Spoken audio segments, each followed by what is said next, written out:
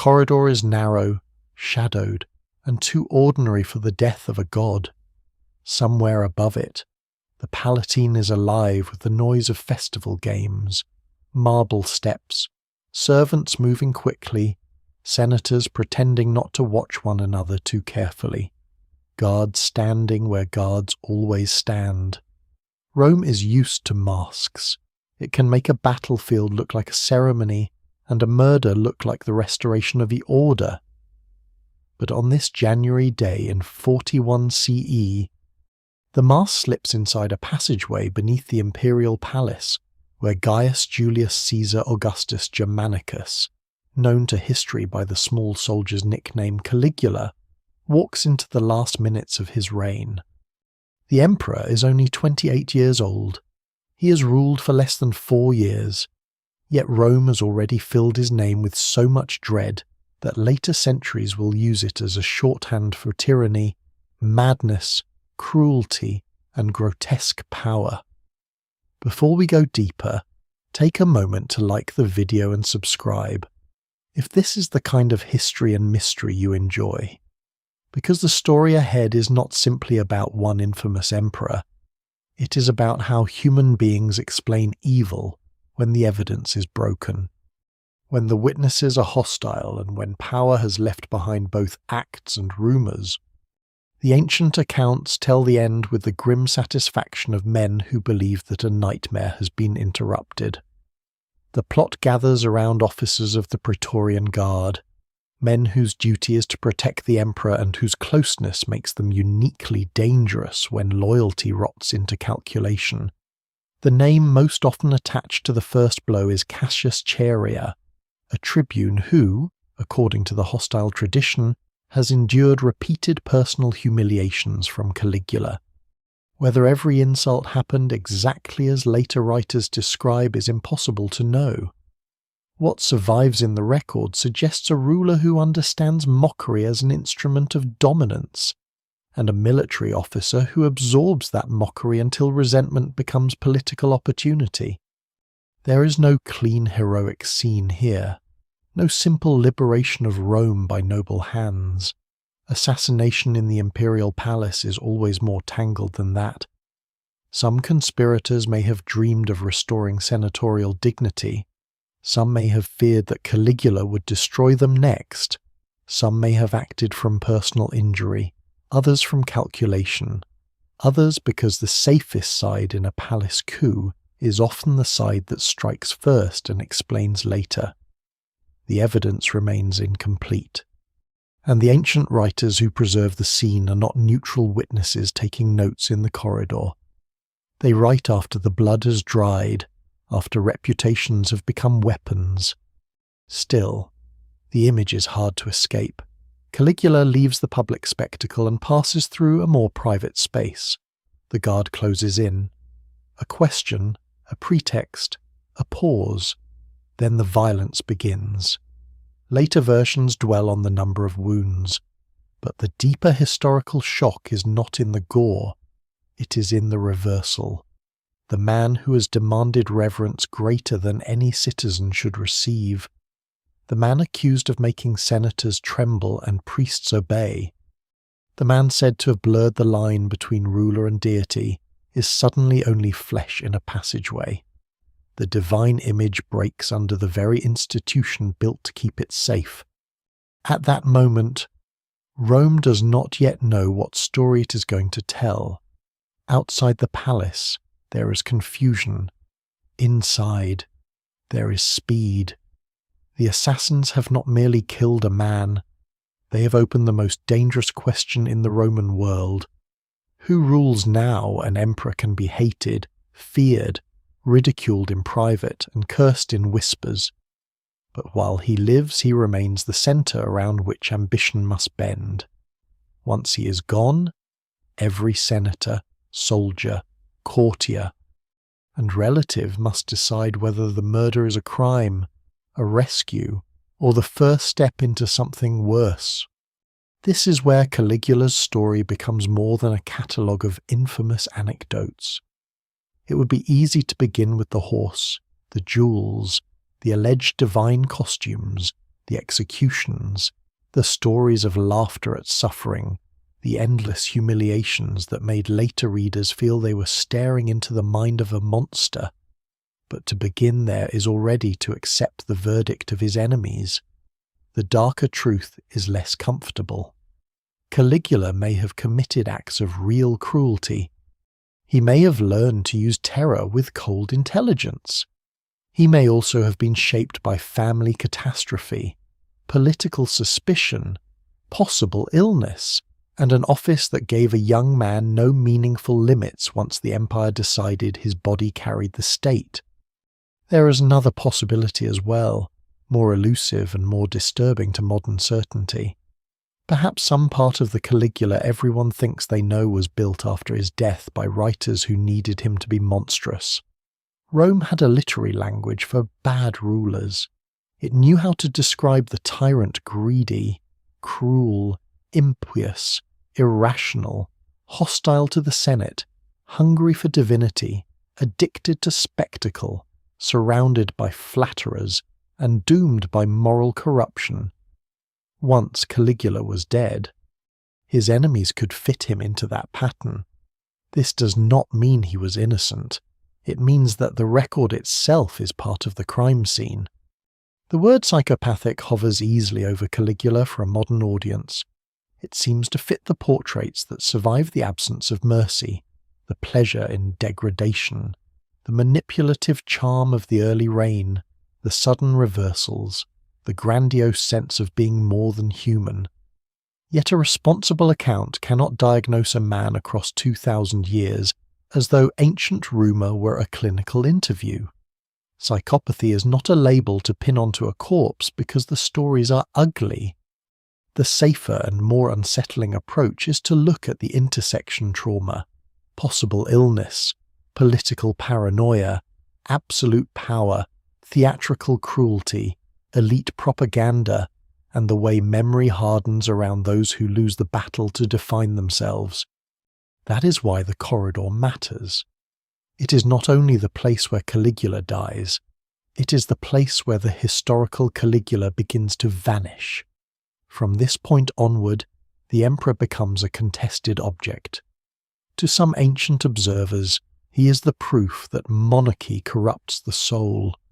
To others, he is the warning against giving divine honours to a living man. To later readers, he becomes a symbol so vivid that it almost no longer needs evidence. His name stops being a name and becomes an accusation. The murdered emperor in the corridor leaves behind a question sharper than any blade used against him. Was Caligula born with a nature that made cruelty inevitable? Or did Rome teach him cruelty and then recoil from its own lesson? Was he made unstable by illness, grief, sleeplessness, fear of assassination, or the constant poison of suspicion? Did absolute power reveal the man beneath the mask? Or did it build a mask so terrible that later history could no longer see the face behind it? And perhaps most troubling of all, did the writers who survived him preserve the truth? Or did they perfect the monster because Rome needed his memory to carry the blame? To follow Caligula back from that corridor is to move against the direction of the legend. It means stepping away from the final blows and into the world that gave him his name, his bloodline, his charm, his danger, and his enemies. Long before he becomes the feared emperor of Rome, he is a child of the camps, a symbol of hope carried through military frontiers, the son of a beloved commander whose death will poison a dynasty. The small boots come before the crown. The adoration comes before the terror, and somewhere between them, history begins to darken. Before the corridor, before the daggers, before Rome learns to speak his name as though it were a curse, there is a boy in miniature military boots. The empire first sees him not as a tyrant, not as a blasphemer, not as the figure who will later be accused of turning government into theatre and terror, but as a living charm carried among soldiers at the edge of the Roman world. He is small enough to be dressed like a mascot and important enough for hardened legionaries to feel that the future of Rome has come walking through their camp in tiny footwear. His real name is Gaius Julius Caesar Germanicus, a name heavy with ancestry, but the name that clings is simpler, almost ridiculous in its affection, Caligula. Little boot. The boots are not a trivial detail. Roman soldiers wear caligae, tough military sandals built for marching roads, crossing frontiers, and standing in the mud of empire. When the child appears among them in a small version of the soldier's kit, he becomes more than a noble boy travelling with his parents. He becomes a symbol. He belongs, or seems to belong, to the army. He's not merely being raised inside palaces and villas, among tutors and ancestral images. He is displayed in the world of standards, tents, discipline, pay, mutiny, and loyalty. The legions do not love easily, and when they do, their affection can be politically dangerous. A child adored by soldiers is never only a child. He is a promise in human form. His father, Germanicus, is the reason that promise feels so bright. Germanicus is one of those figures Roman history remembers with a glow that may be partly deserved and partly created by the darkness that follows him. He is young, noble, eloquent, descended from the house of Augustus through adoption and blood, and connected to the old republican aristocracy through the memory of famous names. He carries the image of the ideal commander brave enough for the soldiers, polished enough for the Senate, beloved enough by the people to make other powerful men uneasy. In a dynasty where legitimacy is never simple, popularity itself becomes a kind of weapon.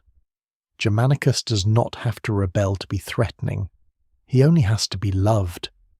Caligula's mother, Agrippina the Elder, gives the image even more force. She is the granddaughter of Augustus, and in Roman political imagination that connection matters deeply. The new imperial system is still young enough that bloodlines retain almost sacred weight. Rome has not yet fully admitted that it is a monarchy. Yet everyone understands that the household of the Caesars has become the place where the state's future is decided. Agrippina is remembered as proud, forceful, and intensely conscious of her lineage. Around her children gathers the prestige of Augustus, the charisma of Germanicus, and the hope that Rome's future might still be tied to the virtues of its most admired dead. For the boy, none of this is abstract. His earliest public identity is built out of other people's hopes. Soldiers smile at the little uniform. Crowds admire the child of the beloved father. The imperial family watches with the kind of attention that is never merely familial. Every gesture, every journey, every name matters. The child's nickname is affectionate, but affection in the imperial household is never innocent for long. It creates expectations before the person can understand them. It gives the boy a role before he has a self strong enough to carry it. This is one of the quieter tragedies of Caligula's early story. The monster of later legend begins not in isolation but in adoration. He's not born into obscurity and pulled upward by ambition alone. He's born into a world that tells him, again and again, that he matters because others have already invested meaning in him. His father's soldiers see a future commander. The people see the continuation of Germanicus. The family sees dynastic capital. Political rivals see a possible threat. What survives in the record suggests that Caligula learns very early that being loved and being watched can feel almost the same. The frontier setting deepens the effect. The Roman army is not simply a machine of conquest, it is a society in itself, with its own rituals, grievances, loyalties, and memories. A child moving through that world sees power in its most physical form. He sees rank made visible in armor and standards. He sees obedience organized by command. He sees men respond to names, symbols, and rewards. He sees the emperor's authority reach places far from Rome, carried not by speeches in the Senate but by soldiers who decide whether they believe in the men who claim to rule them. Scholars still debate how much direct psychological weight should be placed on these early impressions, but it is difficult to imagine that such a childhood leaves no mark at all. There is also a strange intimacy in the nickname itself. Caligula is not the grand public title of a future Caesar. It is a camp name, a soldier's joke, a term of endearment that reduces the great bloodline to a child's costume. Later, ancient writers suggest that the adult emperor disliked the nickname, and whether or not that detail is exact, it feels plausible in the larger pattern of his life. A ruler obsessed with dignity, divinity, and superiority would hardly enjoy being remembered as a little boot. The name that once made him charming could later feel like a diminishment, a reminder that even emperors can be trapped inside other people's stories about them. That trap begins long before he wears the purple. Roman aristocratic identity is built around ancestry, but ancestry can imprison as much as it elevates. Caligula is not only Gaius, he is the son of Germanicus. He is not only a boy, he is an heir to public grief and expectation. His childhood image is a political inheritance, and inheritance in the Julio-Claudian house carries danger. To be too obscure is to be irrelevant. To be too beloved is to be exposed. The young Gaius grows in a family where every advantage has a shadow, and every shadow may someday be interpreted as conspiracy. Yet it would be too simple to look backward from the adult emperor and treat every childhood detail as an omen. There's no sign in the small boots that cruelty must follow. No responsible historian can point to the camp nickname and say that it reveals the future tyrant. The evidence remains incomplete, and the child himself is almost unreachable behind the later myth. What can be seen is the world around him, a military culture of loyalty and command, a dynastic culture of suspicion and inheritance, and a public culture hungry for beloved figures who might redeem the disappointments of the present. In that sense, the little boots are both tender and ominous. They show a child made visible by love, but also by power. They show Rome's ability to turn even innocence into symbolism. The boy who walks through the camps is not choosing the legend that gathers around him. He's being placed inside it by soldiers, parents, crowds, and political watchers who need him to mean something. That may be the first dark layer in the story before Caligula can become feared. He is useful. Before he can command, he is displayed. Before he can humiliate others, he learns what it means to be made into an image. The affection of the legions will not protect him from the household that waits behind the public applause. Germanicus's popularity, Agrippina's lineage, and the children's symbolic value all belong to a dynasty where love can curdle into suspicion with frightening speed. The boy in the boots grows under the glow of his father's fame, but that glow casts long shadows across Rome, and as the family of Germanicus becomes entangled with the colder politics of Tiberius's reign, the cheerful nickname begins to feel less like a childhood memory and more like the first note in a story where public adoration and private danger are never far apart. The glow around Germanicus does not last. In the Roman imagination, his death becomes one of those events that seems to divide the world into before and after, not because a single death explains everything that follows, but because it gives grief a political shape. Germanicus dies far from Rome in 19 CE, while serving in the eastern provinces, and almost immediately his memory becomes dangerous. The official facts are one thing. A prominent prince of the imperial house is gone, leaving behind a widow, children, supporters, and a public that had loved him. The atmosphere around the death is another. Suspicion spreads quickly, as it often does when a beloved figure dies before his time, and too many powerful people seem to benefit from the absence. For Caligula, still very young, the loss of Germanicus is not simply a private wound. It changes the air around the family. The son of a living hero is one kind of political object. The son of a dead hero is another. A living Germanicus can command loyalty, soothe tensions, receive honours, and give his children a protective centre of gravity. A dead Germanicus becomes memory, and memory in Rome can be sharper than a sword. His name can be invoked against rivals, carried by crowds, cherished by soldiers, and feared by those who govern. What survives in the record suggests that from this point onward, the family of Germanicus stands under a strange and worsening light, admired by many, watched by the powerful, and increasingly trapped by its own prestige. The Emperor Tiberius, who rules during these years, is one of the most difficult figures in the early empire to see clearly. Ancient writers often present him as cold, secretive, bitter, and suspicious. But those portraits too are shaped by senatorial resentment and later moral judgment. Still, even if the darkest details are exaggerated, the political structure itself encourages fear.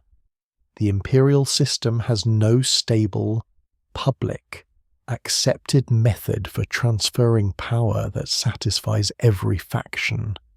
Augustus had built a monarchy while pretending Rome still breathed republican air. After him, succession becomes a matter of blood, adoption, military loyalty, public opinion, and palace maneuver. In such a system, a popular family is not merely popular, it is a possible alternative future. Agrippina the Elder does not fade quietly into widowhood. She carries the blood of Augustus and the memory of Germanicus with fierce pride, and that pride becomes both her strength and her danger. She's surrounded by supporters who see in her sons the continuation of a beloved line. She also lives in a court where loyalty can be reinterpreted as conspiracy, and grief can look like opposition. The evidence remains incomplete, but the broad outline is grim enough. Over time, Agrippina and several members of her household are drawn into the machinery of imperial suspicion. Accusations gather, alliances fail, people are exiled, confined, removed from influence, and remembered afterward as victims of a darkening reign. Caligula survives this world by learning silence. That may be one of the most important facts of his youth, and one of the most difficult to measure. He is not raised in a stable family protected by affection and ordinary continuity. He grows inside a dynasty where survival depends on reading faces, controlling speech, and understanding that the wrong expression at the wrong moment may be fatal to a career, a household, or a name. He sees the public honour given to Germanicus coexist with the private ruin of Germanicus's family. He sees that Rome can praise the dead while abandoning the living. Scholars still debate how directly these experiences shaped the adult emperor's later cruelty. But no serious portrait of Caligula can ignore the political education of fear.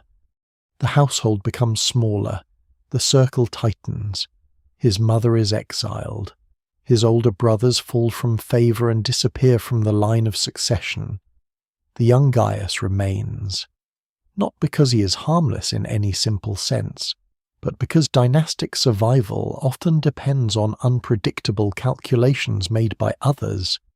He is useful, watched, and perhaps underestimated. Later writers describe him as learning to conceal himself, to bend before Tiberius, to hide anger behind obedience. Those accounts may contain moral embroidery, because Roman historians loved the idea that tyrants reveal early signs if only one knows how to read them. Yet the core idea is plausible in the last years before he becomes emperor. Caligula learns that outward submission can be a weapon. The setting of this education is not only Rome. Tiberius spends much of his later rule away from the capital, especially on Capri, an island that ancient writers turn into a theatre of secrecy and vice. One must be cautious here. The stories of Capri are among the most lurid in Roman biography, and hostile tradition clearly delights in making isolation look like corruption. But even if the worst details are treated skeptically, the political meaning of Capri remains powerful. The centre of the Roman world has moved into a controlled, intimate, suspicious space where access matters enormously and rumours grow in the distance. To be near Tiberius, there is to be close to power, but also close to danger. Caligula's presence near Tiberius in these years has always fascinated historians because it seems almost unbearable in hindsight. The son of Germanicus, whose family suffered under Tiberius's rule, lives in the orbit of the emperor who may have feared or distrusted that family. Whether Caligula hated Tiberius, as later writers imply, is impossible to verify. Hatred leaves few reliable documents when it must be hidden to survive. But the situation itself is charged with psychological tension. A young man with a ruined family history must navigate the household of the ruler whose reign consumed that family. He must wait, perform loyalty, and remain alive. This is not to turn Caligula into a simple victim. Victimhood does not purify anyone, and suffering does not guarantee wisdom. Many people endure danger without becoming tyrants. But in Caligula's case, the early pattern matters because it helps explain the world he later creates around himself.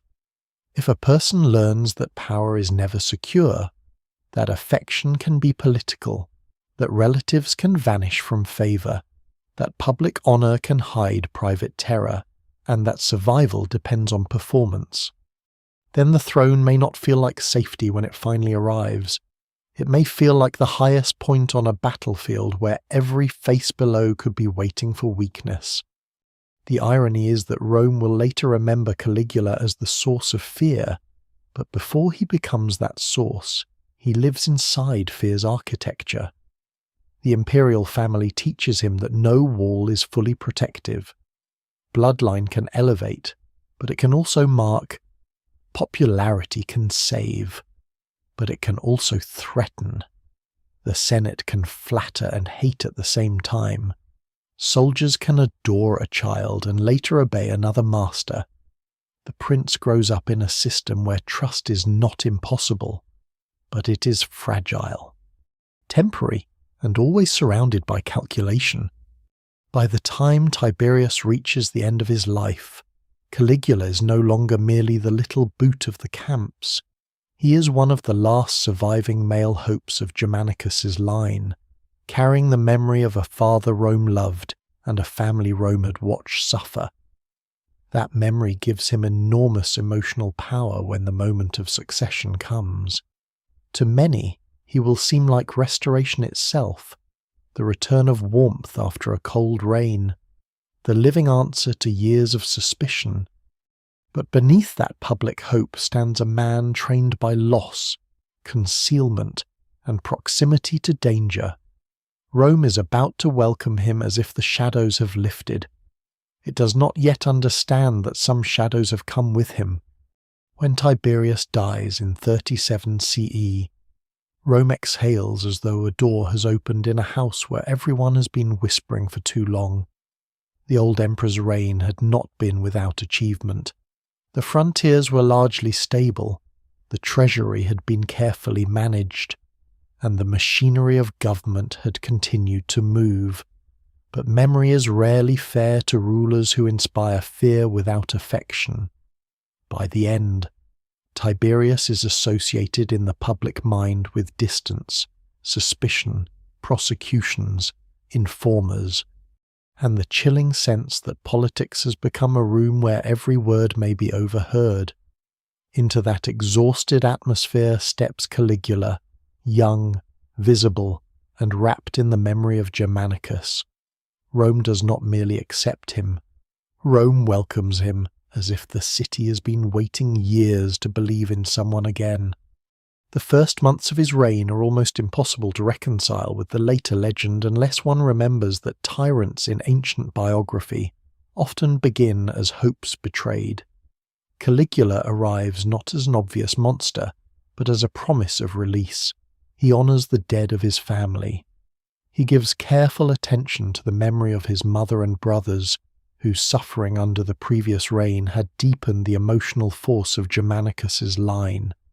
He allows a wave of symbolic healing to pass through Rome. People who had lived under suspicion can imagine that a younger, warmer prince will undo the cold habits of the old regime. The Senate, always eager to dress necessity as enthusiasm, grants honours. The people rejoice. The soldiers approve. For a brief and dazzling moment, nearly every major force in the empire has reason to see in Caligula what it wants to see. That early popularity is not a minor prelude. It is one of the essential mysteries of his life. If Caligula had been remembered only as a monster from the first hour, the story would be simpler. But Rome's first response to him is not horror. It is relief. Ancient accounts, despite their later hostility, preserve this change in atmosphere.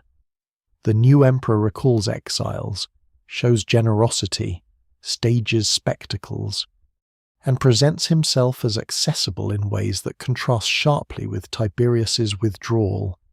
He appears to understand that the Roman people want not only bread and order, but presence. They want a prince who can be seen, cheered, and emotionally claimed. Caligula, raised as a symbol, knows the power of display. In the beginning, he uses it beautifully. The city itself becomes part of the performance. Rome in the early empire is a landscape of memory made into stone temples, theatres, forums, arches, ancestral houses, crowded streets, and public spaces where political feeling can gather with frightening speed. A new ruler must move through this landscape carefully, because every appearance speaks. When Caligula honours Augustus, Germanicus, and the imperial family, he is not simply behaving piously. He is repairing the story of succession. When he brings back the remains or memory of those wronged under Tiberius, he is not simply mourning. He is telling Rome that the line of Germanicus has returned from humiliation to command. There is real intelligence in this. Whatever Caligula later becomes, the beginning of his reign shows political instinct. He understands emotional legitimacy. He understands that the people can forgive much if they feel seen by power. He understands that the Senate must be flattered even if it is not trusted. He understands that soldiers remember names and that the name of Germanicus still matters. The evidence remains incomplete, and much of the early reign is seen through later narratives that already know the ending. But what survives suggests a ruler who did not stumble blindly into authority. He knew how to inhabit an image. This is also where the danger begins, though it is not yet obvious. The early months teach Caligula that public love can be summoned by gesture, generosity, and spectacle. They may also teach him that the boundary between gratitude and worship is thinner than it should be. In Rome, the emperor is not officially a king, and yet he possesses powers that no republican magistrate could have held without alarming the ancestors. He is princeps, first citizen, but also commander of armies, controller of patronage, centre of petitions, source of honours, and living hinge between the human city and the divine ancestry of the ruling house. The role itself contains contradiction. It tells a man to appear modest while standing above everyone. It asks him to speak like a citizen while being obeyed like something more. Caligula's youth sharpens the contradiction. He's around 24 when power comes to him. He has survived a lethal household, endured years of watchfulness, and emerged suddenly into a world that falls at his feet. A man trained by fear is now surrounded by applause. A survivor of dynastic suspicion is told that his judgment carries the weight of empire. If he gives money, crowds cheer. If he appears in public, hope gathers. If he honors his family, Rome weeps with him. Such conditions would test a disciplined elder statesman. In the hands of a young ruler whose inner life remains hidden, they may have been intoxicating. Yet the first phase should not be flattened into a warning sign. There may have been genuine generosity, genuine relief, even genuine intent to rule differently from Tiberius. Caligula had every reason to distance himself from the atmosphere that had consumed his mother and brothers. A kinder reign would not only satisfy the public, it would vindicate his family. It would prove that the house of Germanicus had been wronged, not because it was dangerous, but because Rome had been governed by suspicion. In that sense, the first months of Caligula's rule may contain a path not taken. The story could have gone elsewhere. No single explanation fully accounts for why it did not. The ancient writers often place the turning point soon after, with a severe illness that strikes the emperor later in 37 CE. But before that break, it is important to stay with the brightness long enough to feel its force. Rome believes in him. The people offer prayers for his recovery when he falls sick. Some reportedly swear devotion with extravagant intensity, as though the young emperor's body has become the vessel of public salvation. That reaction shows how deeply emotional his early reign has become. Caligula is not merely the administrator of an empire, he is the living answer to a decade of dread. This makes the later collapse more frightening, not less. A ruler who begins hated can be resisted from the start. A ruler who begins beloved enters the bloodstream of a society before fear announces itself. Caligula's early popularity gives him capital to spend, and perhaps to waste. It also makes his later cruelty feel like betrayal. The same Rome that cheered the son of Germanicus will soon whisper about his excesses, endure his insults, and wonder whether the hope it embraced has turned against it. But for a brief moment, before the stories darken, before the illness, before the accusations of divinity and sadism and impossible extravagance, Caligula stands in the sunlight of public expectation. Rome sees him and thinks it has been rescued. History, with its colder patience, waits for the shadow to return. Then the young emperor falls ill, and Rome holds its breath around his body. The city that had greeted him as a deliverer now discovers how fragile its deliverance really is. A princeps may command armies, distribute honours, preside over games, and speak as though the empire bends naturally around his will. But he remains mortal, fevered, shut inside rooms where physicians, relatives, courtiers, guards, and rumour all gather at once. In late 37 CE, only months after Caligula's dazzling arrival, the new reign comes close enough to collapse that the whole political world trembles. What exactly happens to him is one of the oldest unanswered questions in the story. The sources agree that he suffers a serious illness. They do not give a diagnosis. They do not give a reliable sequence of symptoms. They give instead a before and an after, and that has tempted generations to imagine a clean break in the mind of the emperor. For Rome, the crisis is immediate. Caligula is young, beloved, and not yet settled into a stable succession. The machinery of imperial power depends upon continuity. Yet continuity in the Julio-Claudian house is always a dangerous dream. If he dies, the question of rule opens again, and every person near the palace knows what that can mean. The Senate can debate principles, but armies decide realities. The Praetorian Guard can protect a ruler or discover that a dead one no longer commands pay. Courtiers can survive by attaching themselves to the right future a little earlier than everyone else. The illness of one man becomes the illness of the state. The public reaction, as preserved by ancient writers, is intense enough to feel almost religious. People pray for Caligula's recovery. Some are said to make extravagant vows in exchange for his life, offerings of devotion so extreme that later accounts turn them into dark anecdotes after the emperor recovers. Whether those stories are literal, embroidered, or sharpened by hindsight, they reveal a truth about the emotional climate of the moment. Rome has invested hope in Caligula with dangerous speed. His body is treated like the hinge upon which public fortune turns. A fever in the palace becomes a tremor across the empire. And then he survives. That should have strengthened the bond between ruler and people, and perhaps at first it did. Recovery from a grave illness can make a young ruler seem chosen, preserved, almost marked by destiny, in a world where divine favor is woven into public life. Survival itself can appear meaningful, but the ancient tradition insists that after this illness, something darkens.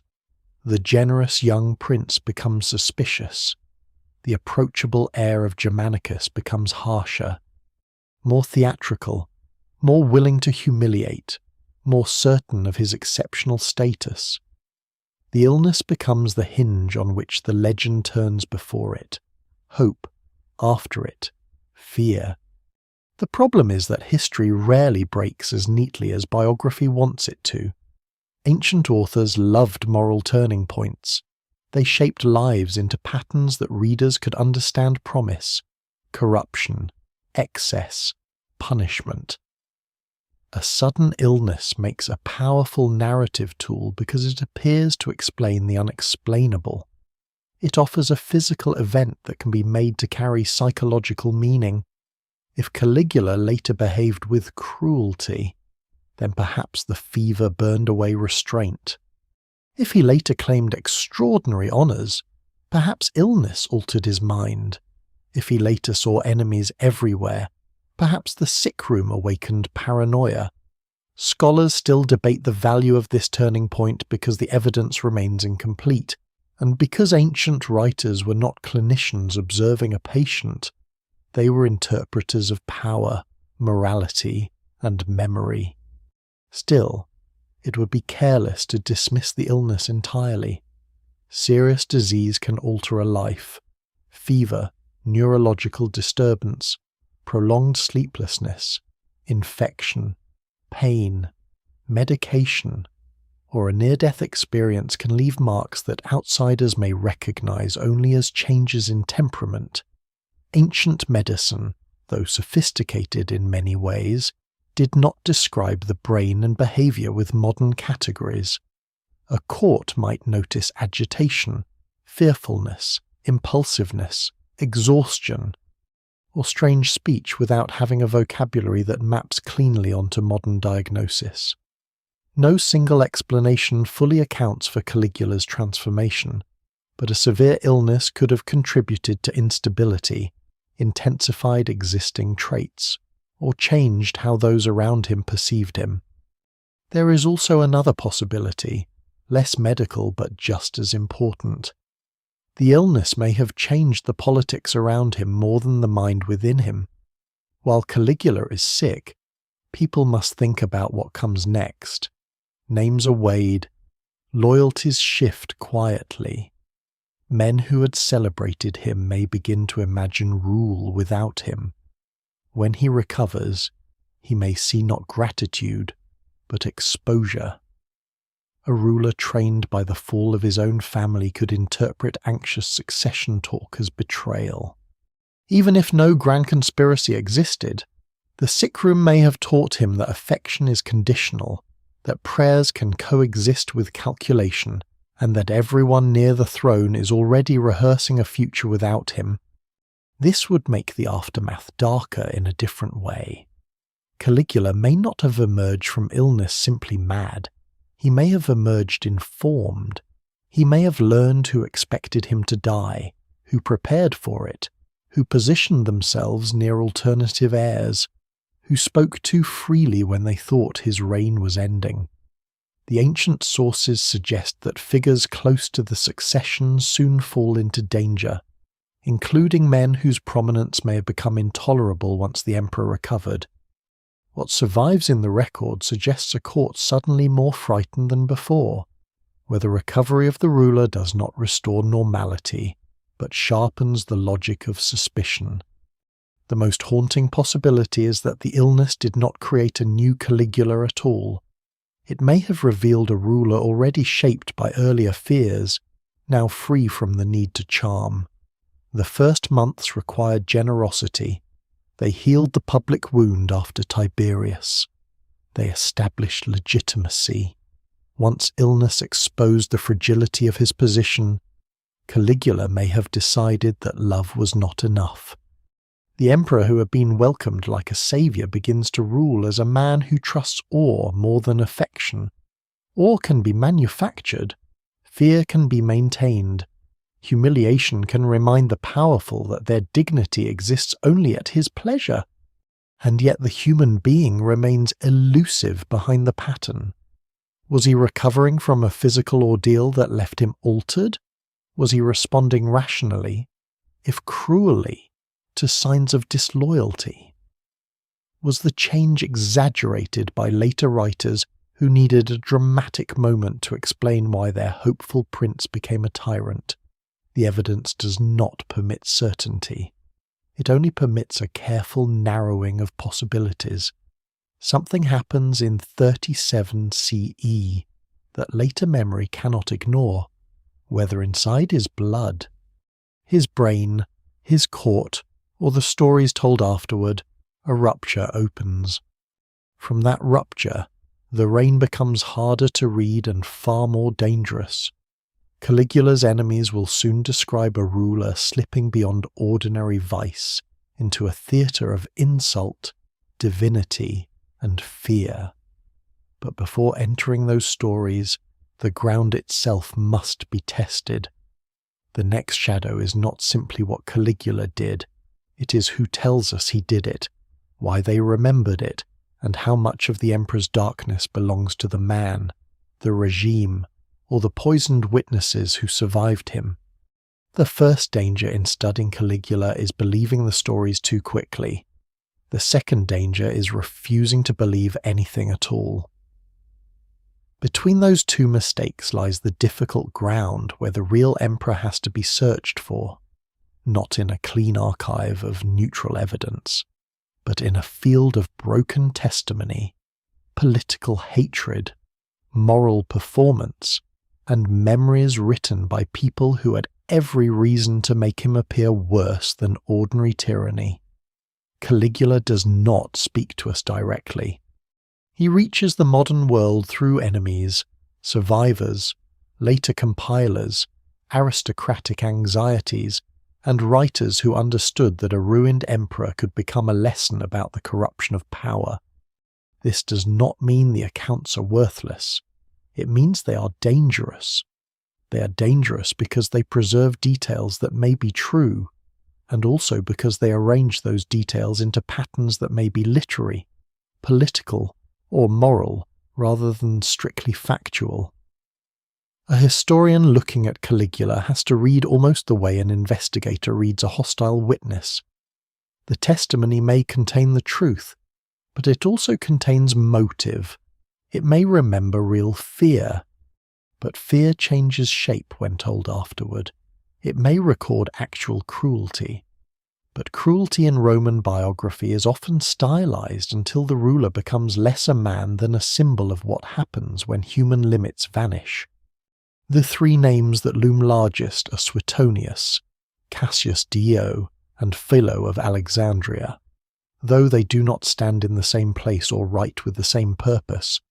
Suetonius is the biographer of imperial behaviour, fascinated by private habits, bodily details, scandal, rumour, ancestry, omens, public actions, and intimate grotesqueries.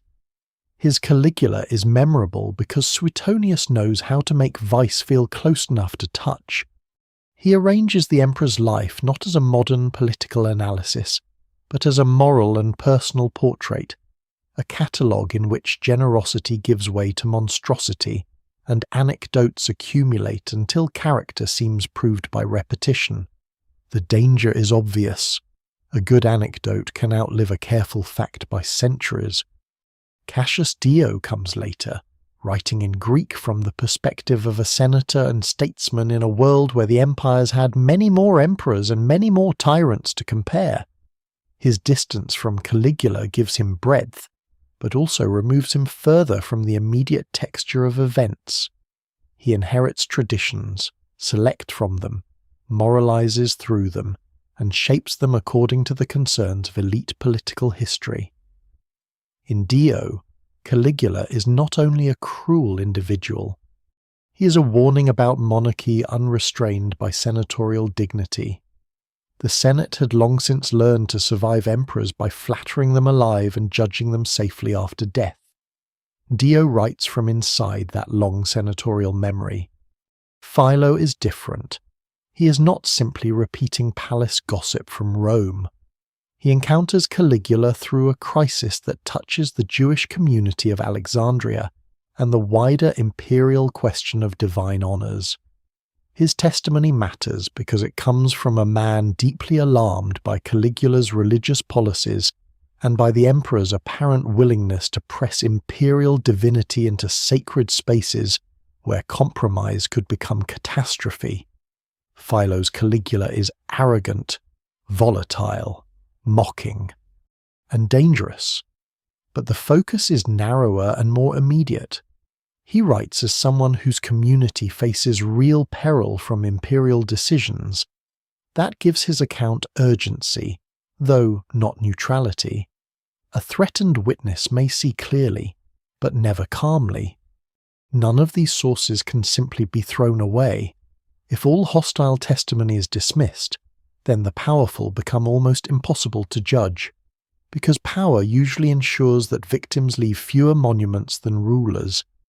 Yet if hostile testimony is swallowed whole, Caligula becomes less a historical figure than a creature assembled from every aristocratic nightmare.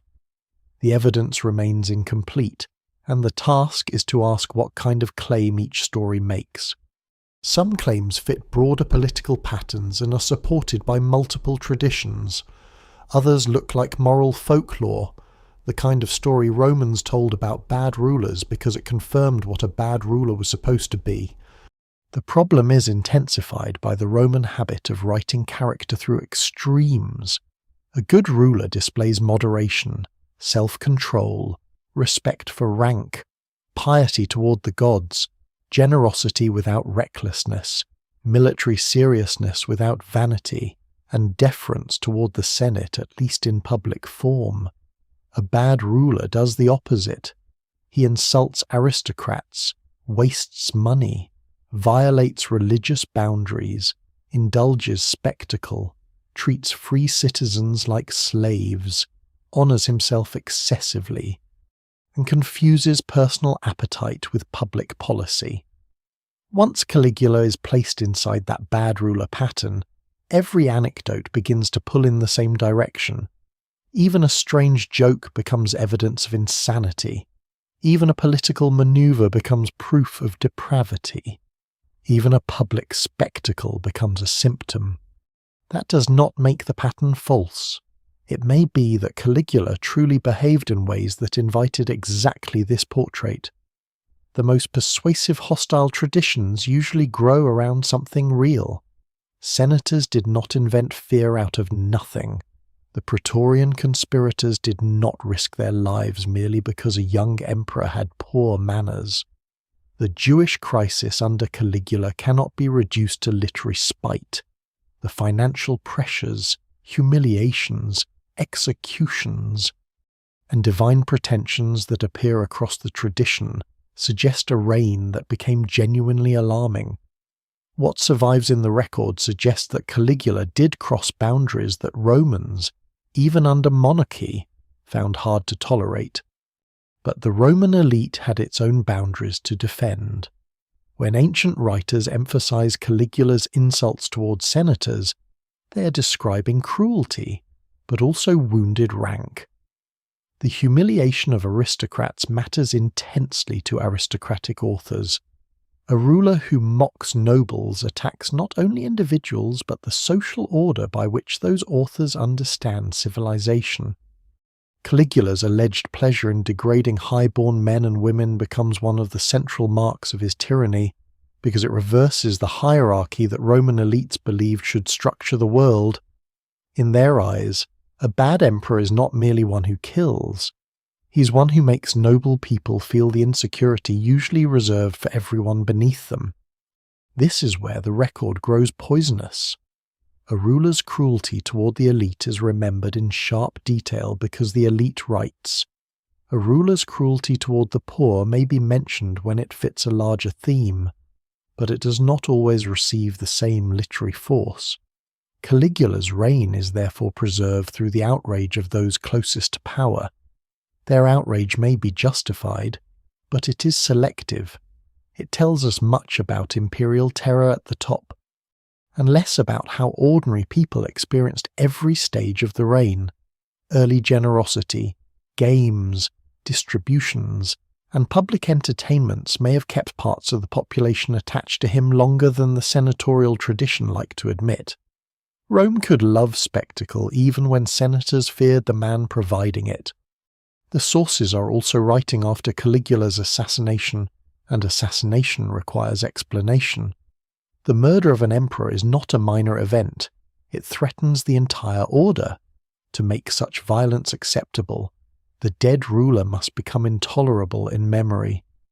The more monstrous Caligula appears, the more necessary his removal seems. This is not unique to him. Political killings often generate stories that transform fear and ambition into moral necessity. The conspirators become rescuers. The victim becomes a tyrant whose death was almost demanded by the gods. If inconvenient motives existed, personal grudges, palace rivalries, fear of exposure, or military resentment, they can disappear beneath the larger claim that Rome itself had to be saved. And yet, once again, the uncomfortable balance remains. Caligula's bad reputation cannot be explained only as propaganda. Too many different strands point toward real instability in the reign. The hostile writers may exaggerate, arrange, and embellish, but they are not inventing from an empty room. Something in Caligula's conduct created terror among those around him. Something in his religious posture alarmed communities beyond Rome. Something in his handling of wealth and honor made even a political culture accustomed to imperial dominance recoil. Scholars still debate where the line lies between fact and hostile amplification, and that line may never be recovered with confidence. So the poisoned witnesses must be kept close, but never trusted blindly. They are the windows through which Caligula is visible, and the glass is stained. Through Suetonius, he appears intimate and grotesque. Through Dio, he appears politically diseased. Through Philo, he appears sacrilegious and dangerous to a vulnerable religious order. Together they do not give a complete man. They give overlapping shadows cast by a ruler who frightened, insulted, and fascinated those who remembered him. To move deeper into his reign is to carry that uncertainty like a lamp bright enough to see forms in the dark, not bright enough to remove the dark entirely. And now the stories themselves begin to gather. The insults, the executions, the staged humiliations, the ruler who seems to discover that fear can be made public, and that dignity can be stripped away like clothing in front of an audience. Whether each tale is exact or sharpened by hatred, the pattern they create is one of power turning cruelty into performance.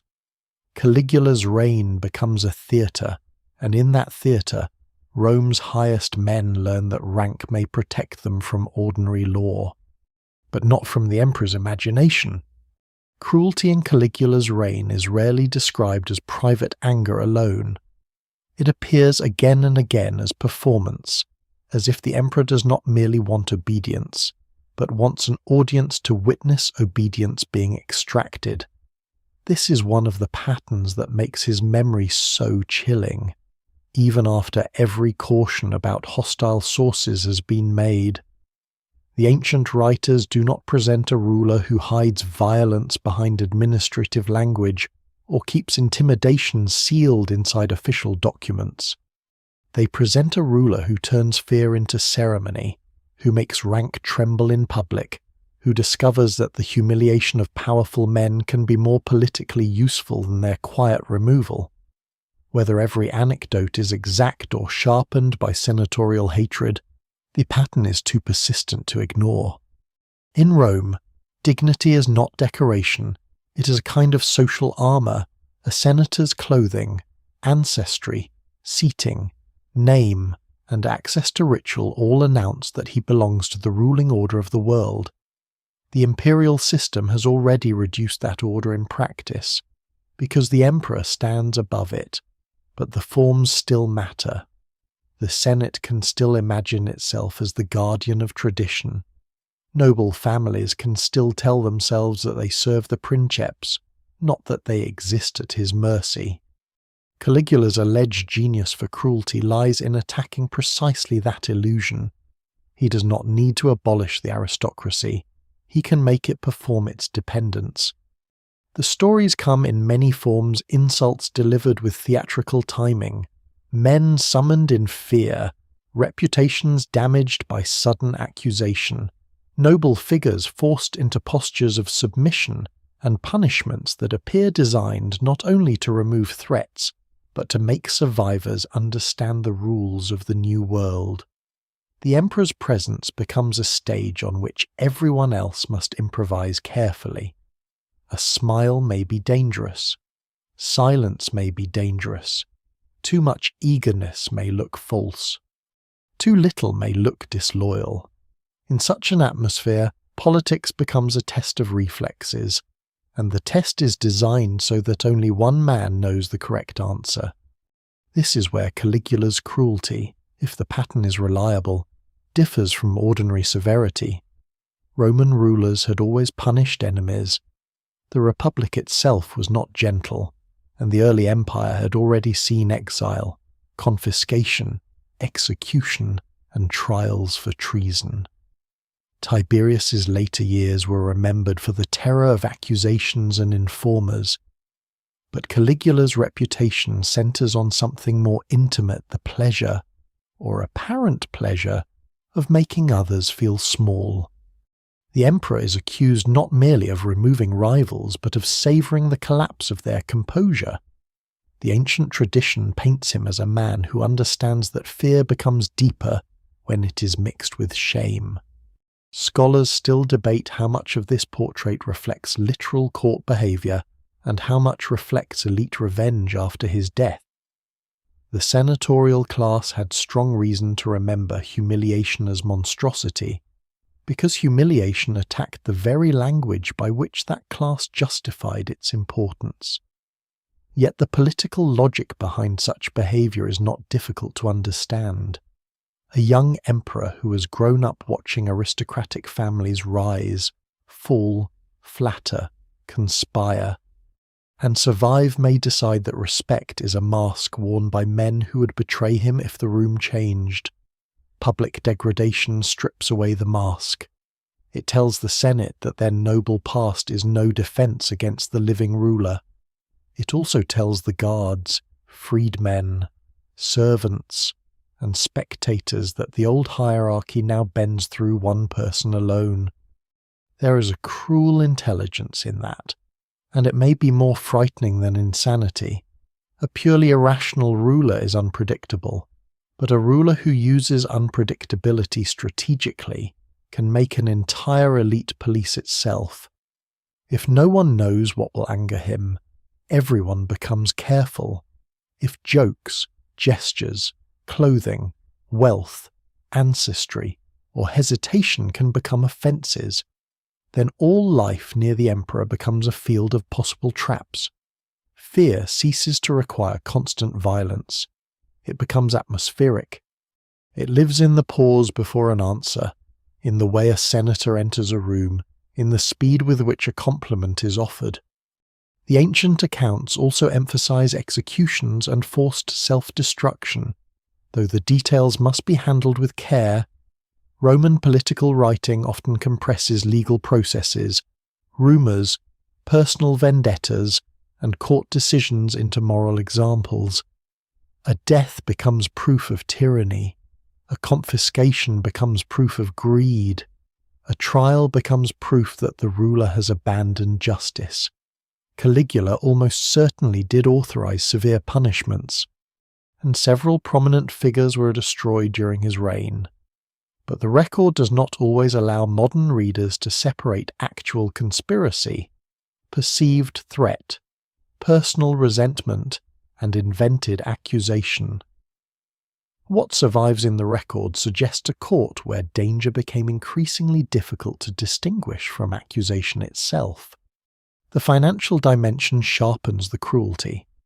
Confiscation was never only punishment, it was also revenue.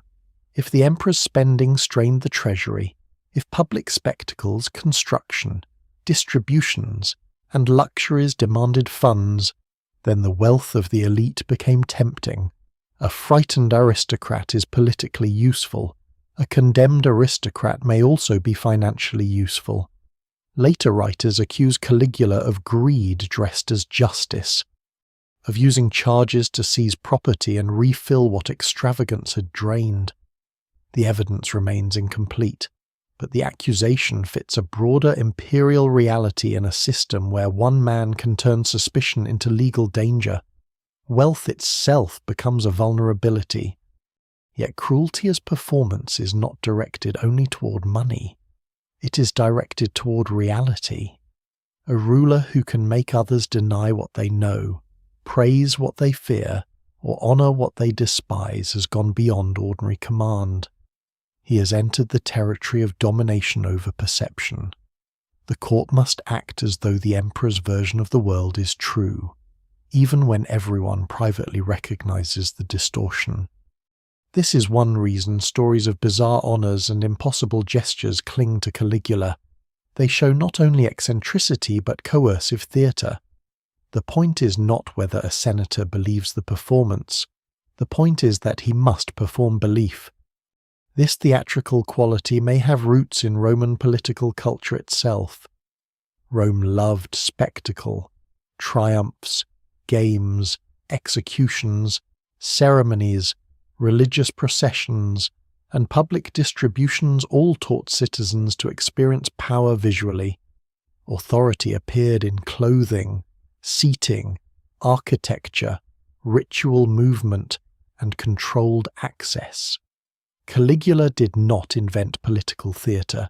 He inherited a civilization built around it. The dark turn is that he seems, in hostile memory at least, to have moved the logic of spectacle from the arena into the everyday life of government. The Senate becomes another audience. The palace becomes another stage. Fear becomes a script. No single explanation fully accounts for why he did this. If indeed the sources preserve the pattern accurately, it may have been sadism. It may have been insecurity armoured as contempt. It may have been a deliberate strategy to break a class he distrusted. It may have been the behaviour of a ruler whose illness, sleeplessness, or emotional volatility made restraint increasingly fragile. It may also have been exaggerated after his death by men who wanted their own fear to appear noble rather than merely self-interested. The most responsible answer is not to choose one explanation too quickly. Caligula's cruelty likely sits where personality, politics, memory, and institutional power overlap. What makes the story endure is that the victims of humiliation are not only individuals in ancient Rome, they become examples of what absolute power can do to everyone around it. Under such power, morality is not the first thing to disappear. Often, the first thing to disappear is honesty. People learn to praise what they hate, laugh when they're expected to laugh, remain still when they want to recoil, and call terror loyalty because survival requires the word. Caligula's darkest reputation grows from that transformation. He's remembered as a man who made Rome's most powerful citizens feel the condition that empire had imposed on countless others, dependence without dignity. And from the humiliation of men, the story moves towards something even more dangerous than cruelty.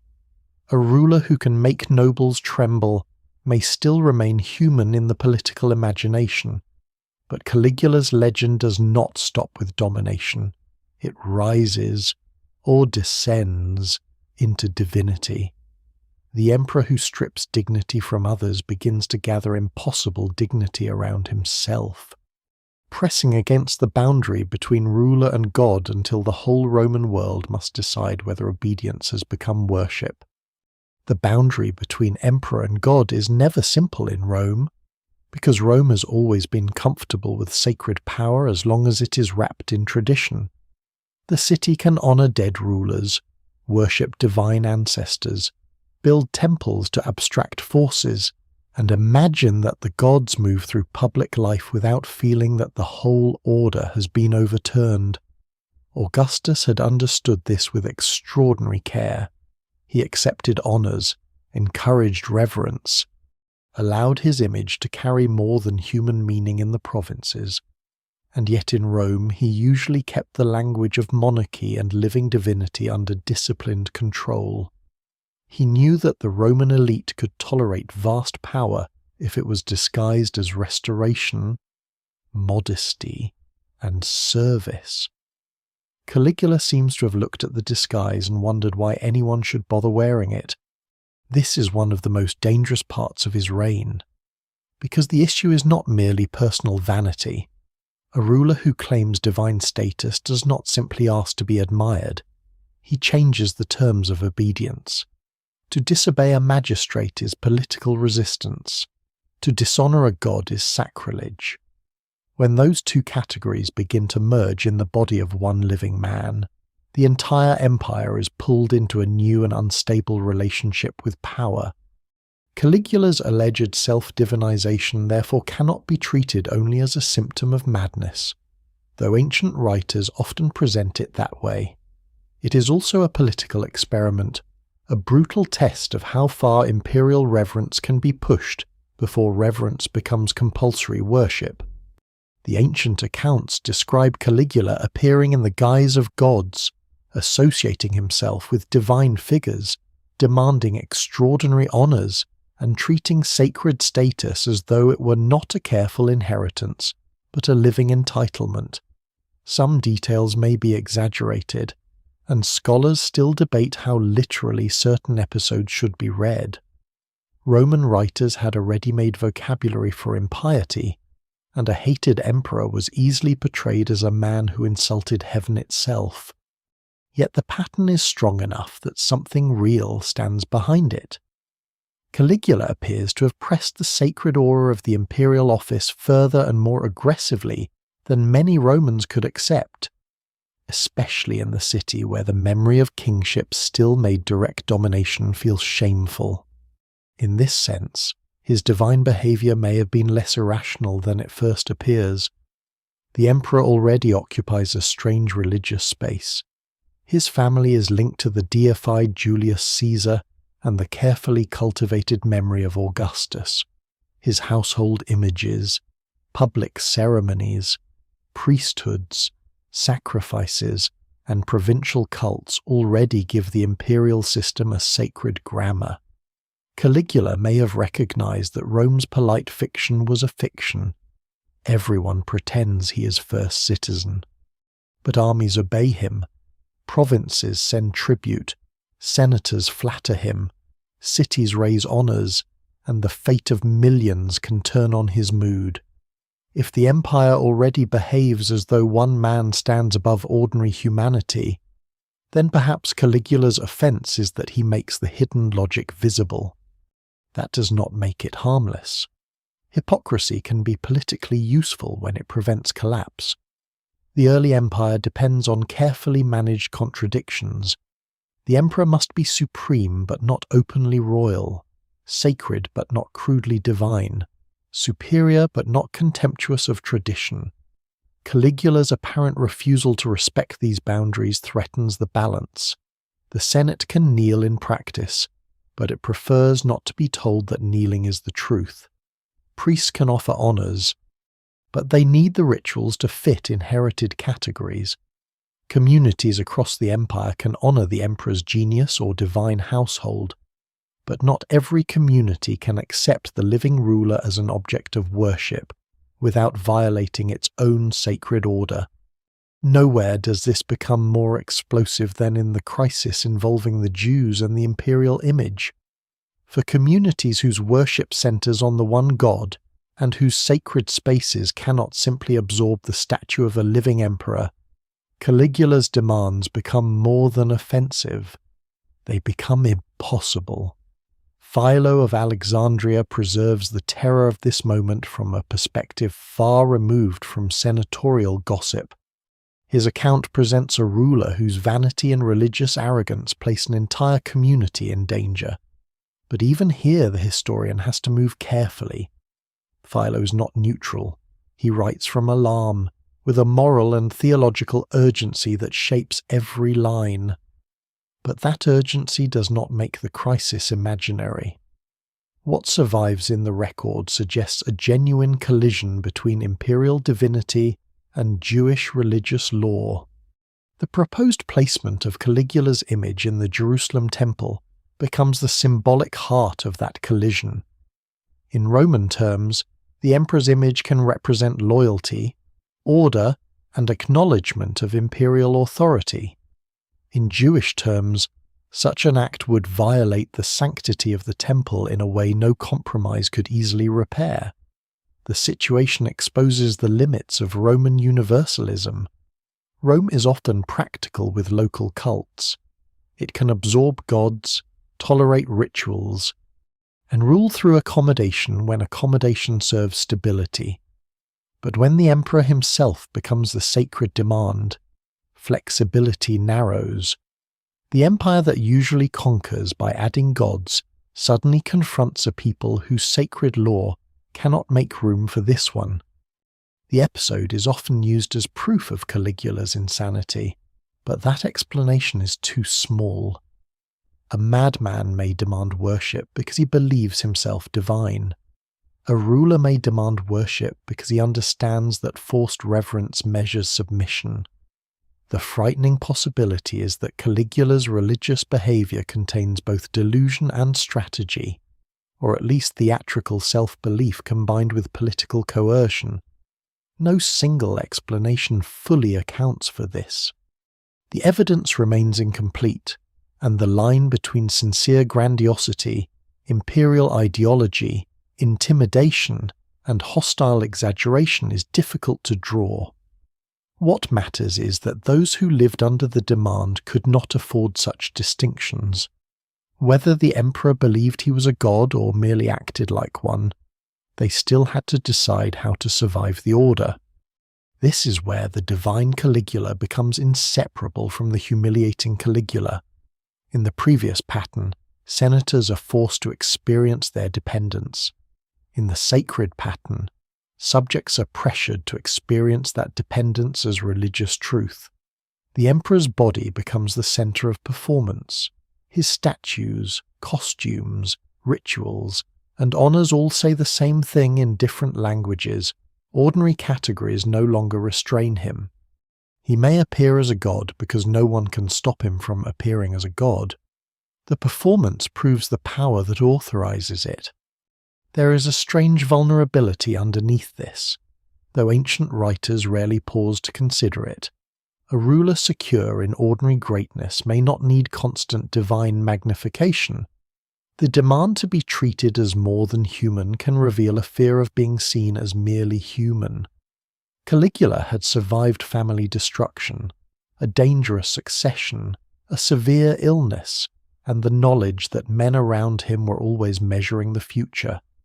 To make himself divine may have been, in part, to make himself untouchable in imagination, even if not in fact. But sacred costume cannot protect flesh in a corridor. Divinity, when imposed by force, may inspire terror.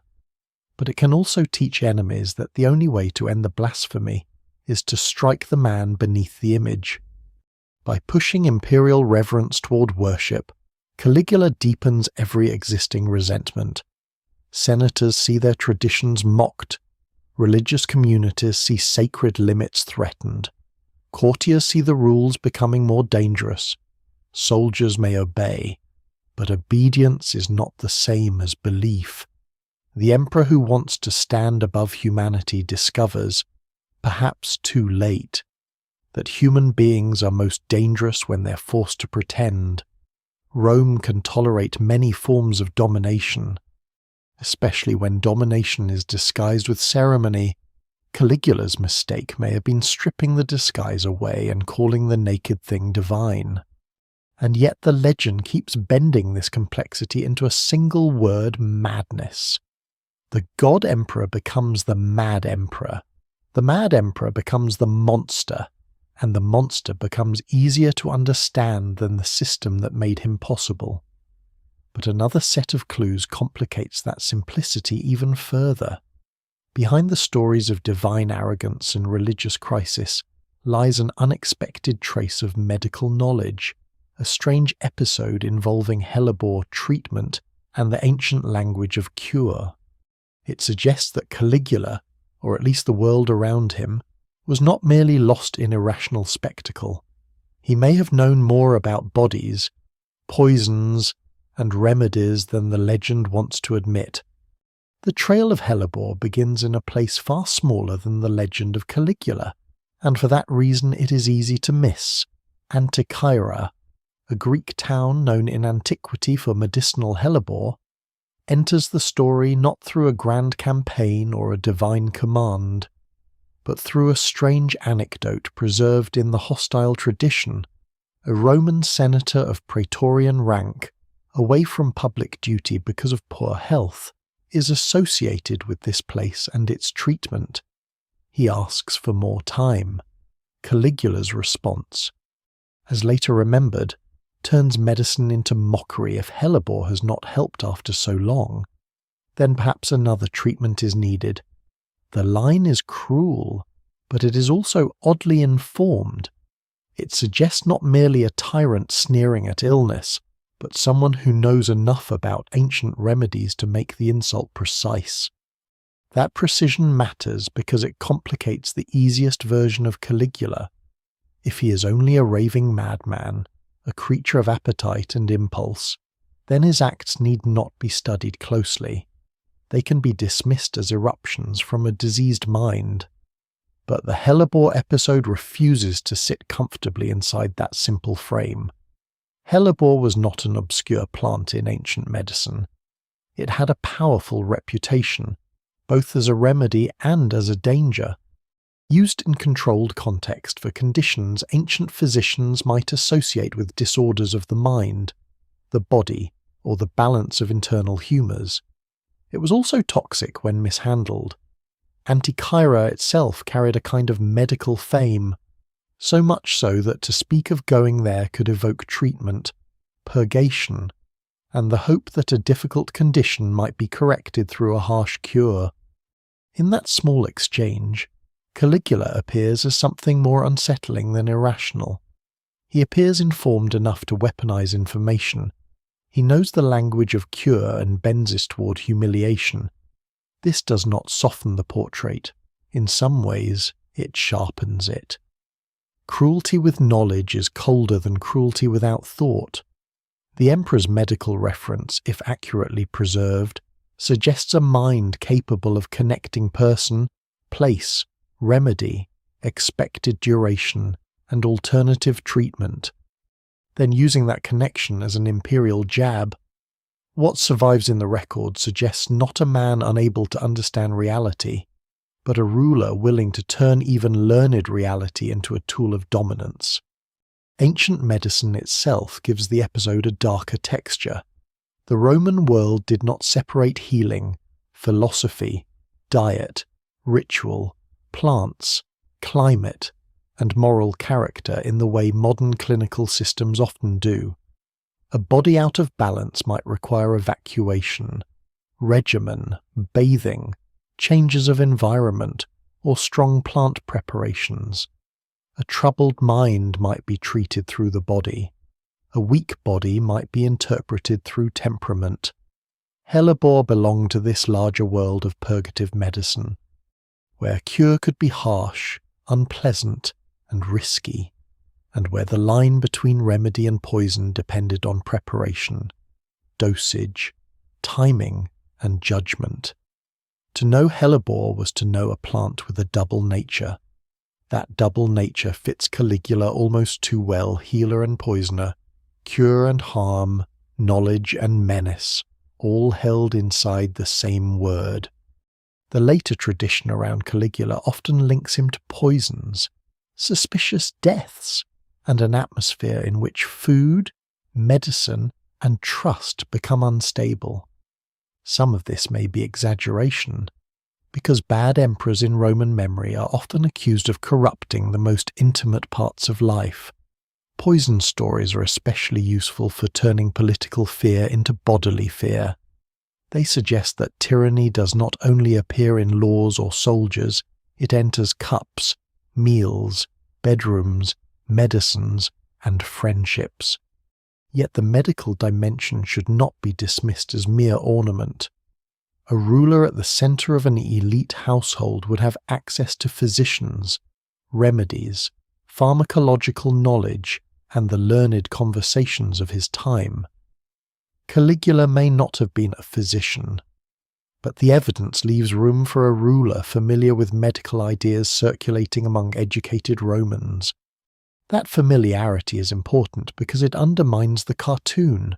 A man can be unstable and intelligent. He can be impulsive and learned. He can act with cruelty while retaining a practical grasp of technical knowledge. Modern audiences often want madness to look like incoherence, but history repeatedly shows that dangerous rulers can be coherent in narrow, effective, and terrifying ways. Caligula may have been capable of sharp observation, symbolic timing, political instinct, and learned illusion, even while his reign moved toward excess and fear. No single explanation fully accounts for this combination. The evidence remains incomplete, and the categories themselves are treacherous. Ancient cruelty does not map neatly onto modern diagnosis. The hellebore clue also raises a larger question about how hostile memory transforms knowledge. If Caligula knew medicinal plants, later writers could twist that knowledge into stories of poison. If he used medical language sarcastically, the sarcasm could become proof of monstrous coldness. If he understood remedies associated with mental disturbance, later generations could fold that detail back into the question of his own sanity. In the afterlife of a hated ruler, every fact becomes a tool for the prosecution. Even intelligence becomes sinister. Even education becomes evidence that the crimes were more deliberate. The same detail that might make one ruler seem cultured can make another seem diabolical, depending on how memory has already judged him. And yet Caligula's possible medical knowledge does not rescue him from the charges against his reign. It only makes those charges more complicated.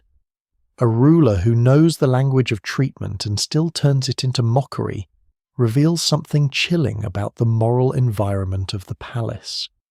Illness, vulnerability, and dependence should create space for care, or at least restraint. In Caligula's court, as the hostile tradition presents it, vulnerability becomes another opening for domination. A man seeking recovery can be reduced to the failure of his remedy. A leave of absence can become a joke about bodily weakness. The emperor's wit does not simply amuse, it marks the distance between the man who asks and the man who decides. This may also reflect a broader imperial habit of treating human bodies as political objects. The emperor's own body had carried the state during his illness. Rome had prayed around it, feared for it, and interpreted its recovery as public destiny. Afterward, Caligula may have become more aware than ever that bodies are not private under absolute power. His body is empire. Other bodies are evidence, leverage, burden, spectacle, or insult. Medicine, in such a world, is never only medicine. It becomes part of the language by which power measures endurance, usefulness, and dependence. The most disturbing possibility is that Caligula understood cure and corruption as neighbouring powers. A plant can heal or harm, a ruler can restore or terrorize, a public spectacle can delight or degrade, a divine honour can unify or violate. The same imperial hand that offers games, money, restoration, and access can also confiscate, humiliate, threaten, and punish. In that sense, hellebore becomes more than a botanical clue. It becomes a symbol of the reign itself, potent, double-edged. Famous for correction, feared for excess, and dangerous when placed in the hands of someone who treats limit as a challenge. So the medical Caligula does not replace the mad Caligula, the cruel Caligula, or the theatrical Caligula. He stands beside them, making the figure harder to dismiss and harder to forgive. He reminds us that the emperor's darkness may not lie only in a broken mind, but in an educated mind using every available language, religion, medicine, rank, money, spectacle to bend others beneath him. The next layer of the legend will become even stranger, almost absurd on the surface, a beloved horse. Rumours of office, palatial luxury, and public gestures so bizarre that they seem designed for disbelief. But as with hellebore, the oddest stories may not be simple madness. They may be insults written in the language of power. The horse enters the story almost too perfectly, as if history itself were searching for an image absurd enough to contain Caligula. Incitatus, the emperor's favoured racehorse, becomes one of the most famous animals in Roman memory, not because of a battle, not because of a triumph, not because of anything the horse itself could possibly have chosen, but because later writers place around it a palace of extravagance and political insult.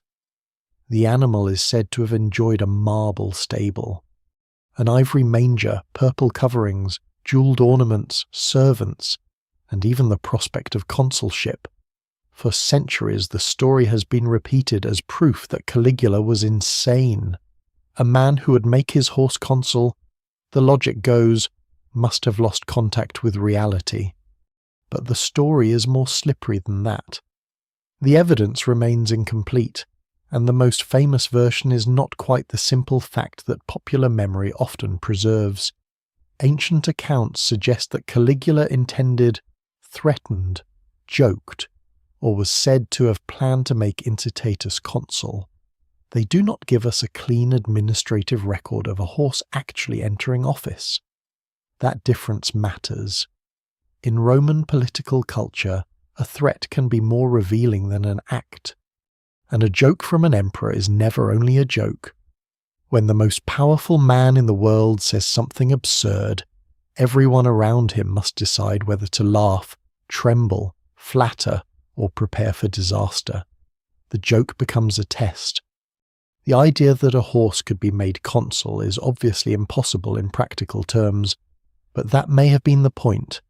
The consulship, once the highest magistracy of the Roman Republic, still carries immense symbolic prestige under the empire.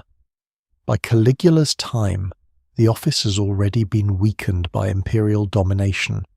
yet noble families continue to value it as a sign of rank, ancestral continuity, and public honour.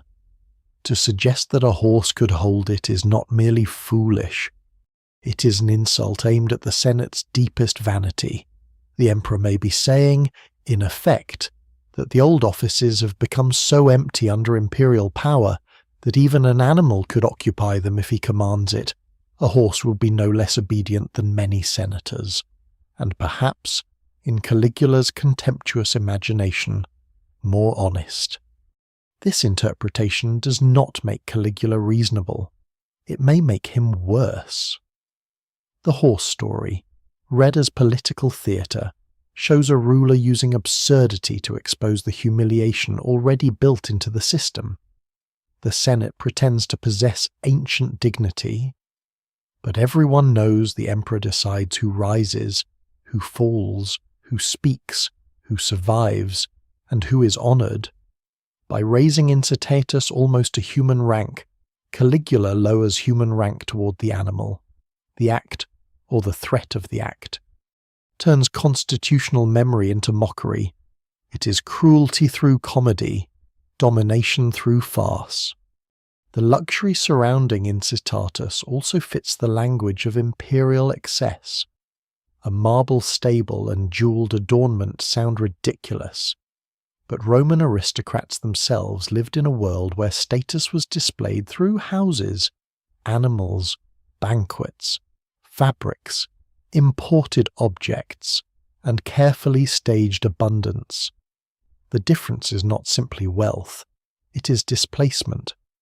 When luxury is lavished on a horse, elite values are reflected back in grotesque form. The animal becomes a mirror held up to a society already obsessed with rank and ornament. Caligula's enemies could tell the story as madness because it looked like hierarchy gone insane. Yet it may also preserve a real imperial gesture designed to show that hierarchy itself depended on his whim. There is a lesser-known sharpness in the way stories like this function. They allow Roman writers to laugh at Caligula while also admitting how frightening he was. Absurdity softens terror only on the surface. Beneath the image of the pampered horse lies the deeper fear that institutions have become props. If the emperor can make a mockery of the consulship, then the old republic is not merely dead, it is being paraded as a joke. The laughter is bitter because it recognizes truth. Rome still speaks the language of magistracies, law, ancestral dignity, and public service, but the emperor's favour has become the invisible hand beneath the stage. The same pattern appears in other strange spectacles associated with Caligula. Later tradition remembers him staging elaborate performances, crossing boundaries between sacred, military, and theatrical display, and forcing the elite to participate in scenes that blurred seriousness and ridicule. Some stories may be exaggerated. Others may be hostile interpretations of ceremonies whose original context has been lost. Scholars still debate how to separate genuine events from the literary habit of making bad emperors appear grotesque.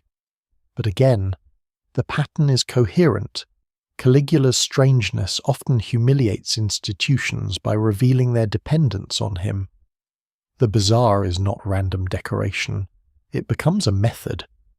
This is why the horse cannot be understood only as a symptom. It belongs to the same world as the divine costumes, the public insults, the medical sarcasm, and the forced praise of impossible claims. Caligula seems, in the memory of his enemies, to enjoy making others participate in unreality. He does not simply command men to obey, he commands them to inhabit a universe where his horse has dignity, his body has divine meaning, his jokes may be law, and their own rank can be rearranged overnight. Under such power, absurdity becomes a weapon because it destroys the expectation that reality itself will protect anyone. Modern readers often ask whether Caligula really believed these things. Did he believe Incitatus deserved office? Did he believe he was divine in a literal sense? Did he believe the Senate was worthless, or was he merely performing contempt? No single explanation fully accounts for the evidence. It is possible that some acts were theatrical provocations, others products of grandiosity, others distorted by hostile memory, and still others ordinary imperial extravagances inflated into legend. The crucial point is that belief may not have mattered to those around him. If the emperor behaves as though his horse outranks the Senate, senators must respond to the behavior, not to the hidden state of his soul. There is also a trap in using the horse story too casually.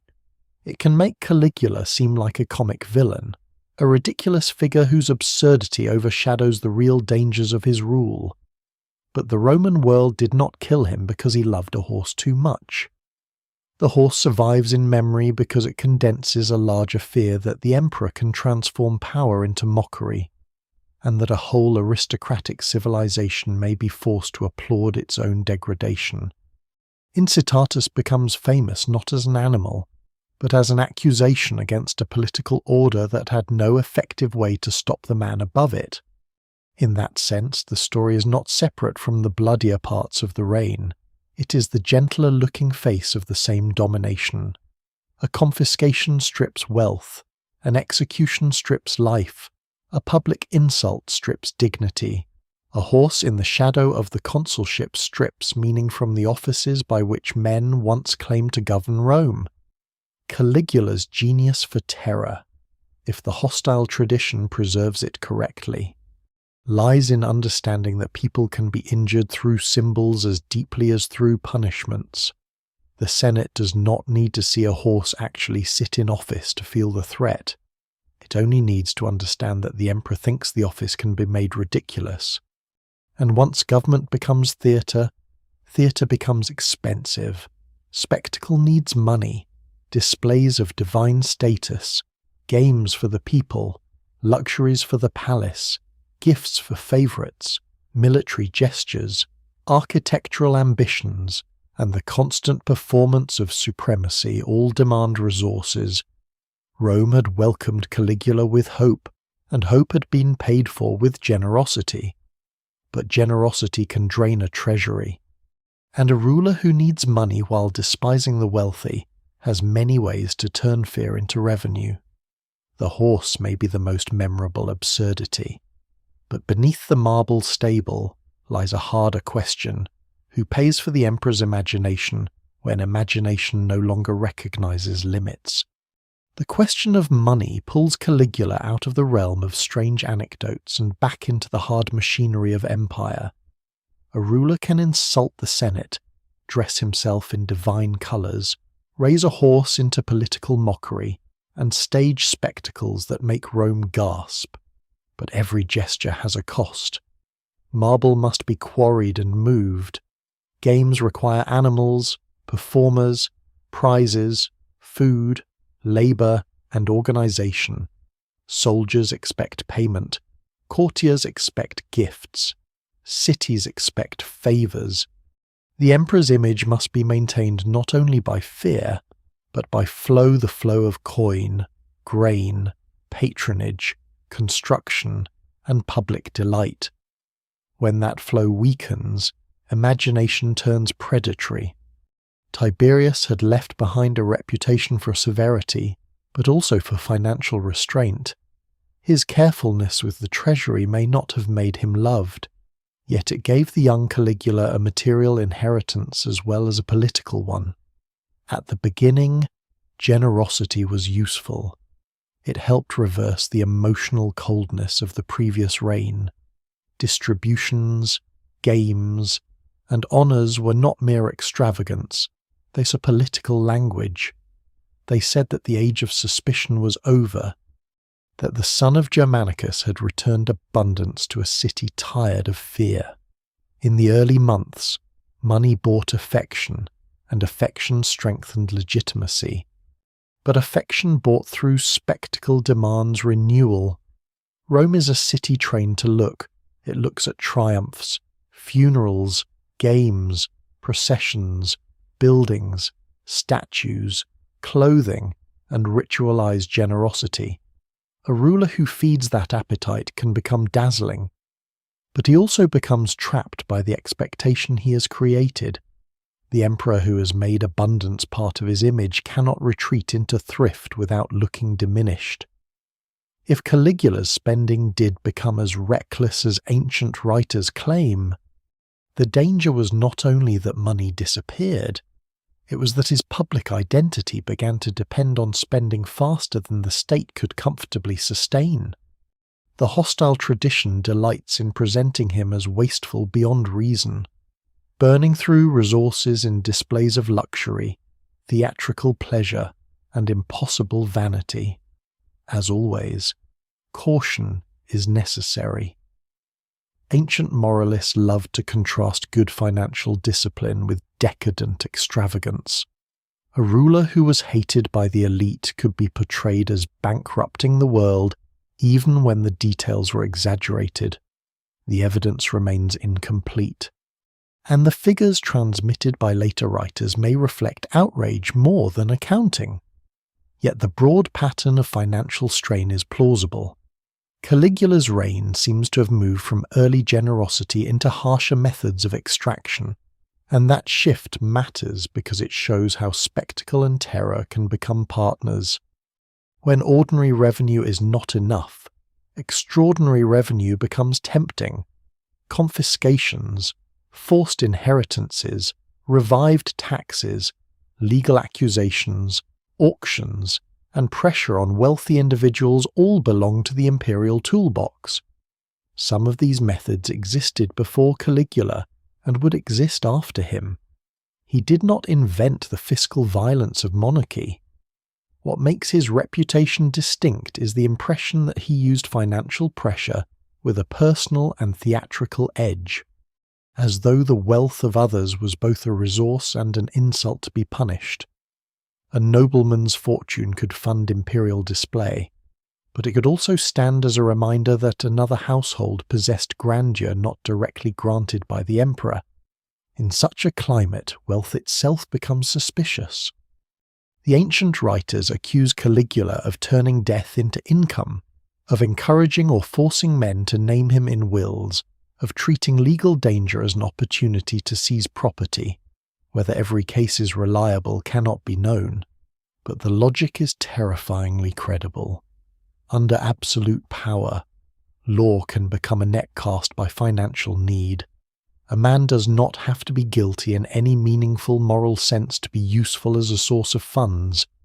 It is enough that he is rich, disliked, politically exposed, or unable to defend himself against the emperor's interest. What survives in the record suggests that fear and revenue began to feed one another. The more the emperor spent, the more he needed. The more he needed, the more dangerous the rich became. Public spectacle complicates this hatred because it divides the experience of the reign. To senators, Caligula's spending may have looked like pillage in the service of humiliation. To parts of the urban crowd, it may have looked like magnificence, games, gifts, banquets, and public entertainments could produce real pleasure. Rome was not a modern democracy watching budget reports. It was a city where power was expected to be visible and generous, where the ruler's greatness could be measured in the scale of what he gave and displayed. A costly spectacle might terrify those who paid for it and delight those who received it. That contradiction sits at the center of imperial politics. This is one reason Caligula's memory is so unstable. Ordinary Romans may not have experienced his reign exactly as the Senate did. They could suffer from instability, taxes, shortages, or violence, but they could also be drawn into the warmth of spectacle.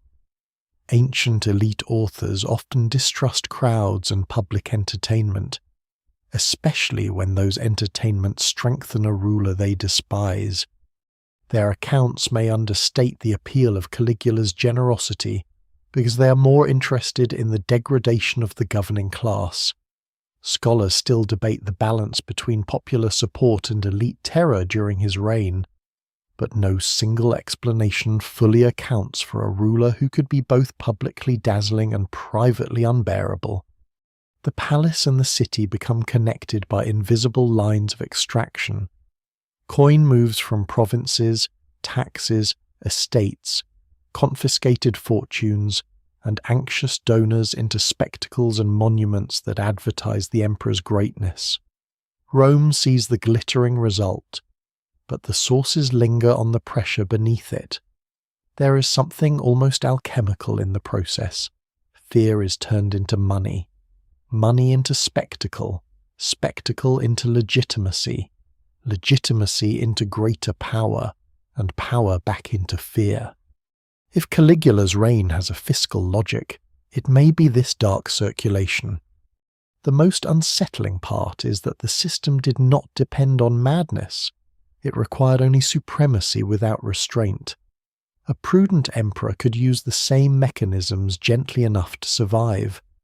A desperate or contemptuous emperor could push them until they became predatory. Caligula's personality, possible illness, an appetite for humiliation may have intensified the pattern, but the machinery was already there. Rome had given one household access to the resources of the world, while preserving old aristocratic forms as if they could still limit the man at the centre.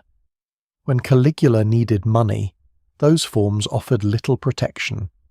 By the later years of his reign, the atmosphere thickens. Spectacle no longer feels like pure celebration. Generosity no longer feels innocent. A gift from the emperor may carry expectation. A summons may carry danger. A legal charge may carry fiscal hunger beneath moral language. Senators fear not only death, but the erasure of family wealth and dignity. Courtiers watch the direction of imperial need. The people still see games and displays, but behind the brightness, a quieter calculation spreads through the ruling class. How much can he spend? How much will he take? Who will be transformed next from noble Roman into revenue? The strange thing is that Caligula's public world may have looked most alive when his political world was rotting. Lights, crowds, races, ceremonies, shouted praise, exotic animals, elaborate meals, processions, and imperial appearances could make Rome feel vibrant, almost intoxicated. But spectacle can hide decay only until those who fund it decide that survival requires an end to the performer. Beneath the applause, the emperor's enemies begin to count not only insults and fears, but costs. A ruler who drains dignity is dangerous. A ruler who drains fortunes is unbearable. And beyond Rome's theatres and palaces, the empire's frontiers still demand attention, offering Caligula another stage on which ambition, absurdity, and uncertainty will blur together. Beyond the marble rooms and frightened dinners of Rome, the empire continues to press against its edges. Rivers, forests, coastlines, client kingdoms, tribal alliances, roads, forts, and winter camps still matter, no matter how strange the emperor becomes in the capital. A ruler can humiliate senators and dazzle crowds, but he also inherits the old Roman expectation that greatness must eventually face the frontier. The Julio-Claudian house had been built not only on ancestry, but on conquest remembered and conquest promised. Augustus had wrapped military success in the language of peace. Germanicus, Caligula's father, had won glory in the north and carried the emotional loyalty of the legions. For the son of Germanicus, the frontier is never only geography. It is a family mirror. This makes Caligula's northern expedition one of the most revealing and difficult parts of his reign. It has often been treated as farce, and the ancient writers encourage that reaction. They present the emperor moving toward Germany and the Channel with a mixture of grand ambition, erratic command, theatrical display, and anticlimax. There are stories of sudden orders, strange maneuvers, mock victories, seashells gathered like spoils from the ocean, and a campaign against Britain that never becomes the invasion later achieved under Claudius. The image is almost irresistible, the mad emperor marching to the edge of the known world, declaring war on the sea and returning with trophies fit for a joke. But the more carefully the episode is approached, the less simple the joke becomes. Rome's northern frontier is not a stage built only for imperial madness. It is a real military world, dangerous and politically sensitive. The Rhine remains one of the central lines of Roman security. Across it lie peoples Rome has fought, punished, bargained with, recruited from, and failed to fully absorb. The memory of the Teutoburg disaster, when 3 legions were destroyed in the forests of Germania during the reign of Augustus, still haunts Roman strategic imagination. Germanicus's campaigns had answered that humiliation without permanently conquering the region. For Caligula, a northern campaign could offer several advantages at once: military prestige, connection to his father's memory, contact with the legions, and a chance to redirect attention from the poisonous atmosphere in Rome. There may have been real strategic concerns as well. Client rulers, frontier politics, and possible unrest could require imperial attention. A young emperor appearing in person among the armies could strengthen loyalty or remind commanders that authority flows from him. The evidence remains incomplete, and the hostile sources prefer ridicule to logistics, but it would be unwise to assume that every movement north was meaningless. Roman emperors often used military journeys to shape politics even without major conquest. Presence itself could be policy. An emperor seen by the legions is an emperor made real to them, and no dynasty could ignore the men who held the weapons. Yet Caligula's relationship with the army seems to have carried the same instability that marks his court. He had been loved by soldiers as a child, but adult command is different from inherited affection. A legion may cherish the memory of Germanicus and still judge his son by pay, discipline, honour, and success. Ancient accounts suggest that Caligula staged dramatic acts of military authority, including the punishment or intimidation of officers and the theatrical discovery of supposed threats. Some of this may be hostile distortion. Some may preserve real efforts to impose control on forces whose loyalty he could not simply take for granted. What survives in the record suggests a ruler who wants the army's devotion, but may also fear its independence. The aborted British campaign intensifies the uncertainty. Britain had long occupied a strange place in Roman imagination, close enough to be seen as a tempting prize, distant enough to feel like the edge of the world. Julius Caesar had crossed there in the previous century, but conquest had not followed. For a Julio-Claudian ruler, Britain offered the possibility of unfinished Caesarian glory. To plan an invasion was not inherently absurd. Claudius would later make the conquest a foundation of his own legitimacy, proving that the idea itself had serious strategic and symbolic weight. If Caligula intended a British expedition, he was not chasing a fantasy. He was reaching toward a prize that Rome understood. The problem is what happened at the shore. The tradition turns the moment into ridicule, with soldiers ordered to collect shells as spoils of the ocean. Generations have laughed at this scene as the perfect emblem of Caligulan madness. But like the horse story, it may be more layered. The shells could be a hostile misunderstanding of the military term, a symbolic gesture, a punishment, a theatrical substitute for a campaign that had become impossible, or an invented humiliation shaped after the fact. Scholars still debate the episode because the details do not settle easily. Weather, logistics, troop morale, political developments, or hesitation among commanders could have derailed an invasion. A failed campaign is embarrassing. A story about seashells makes it absurd, and absurdity is one of the ways hostile memory kills dignity. Still, the ridicule may preserve a real failure. Caligula goes north seeking grandeur and returns without the kind of conquest that could stabilize his reputation. If he hoped to become the military heir of Germanicus, the expedition does not deliver. If he hoped to awe the Senate with victory, the result gives them material for mockery.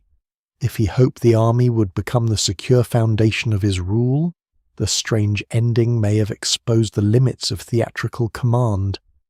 The frontier offered him the chance to transform fear into glory, but it may instead have transformed ambition into rumour. There is a revealing contrast between Caligula and Claudius here.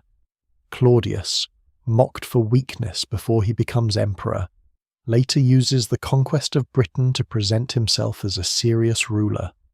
Caligula, remembered as terrifying in Rome, reaches the same horizon and leaves behind uncertainty.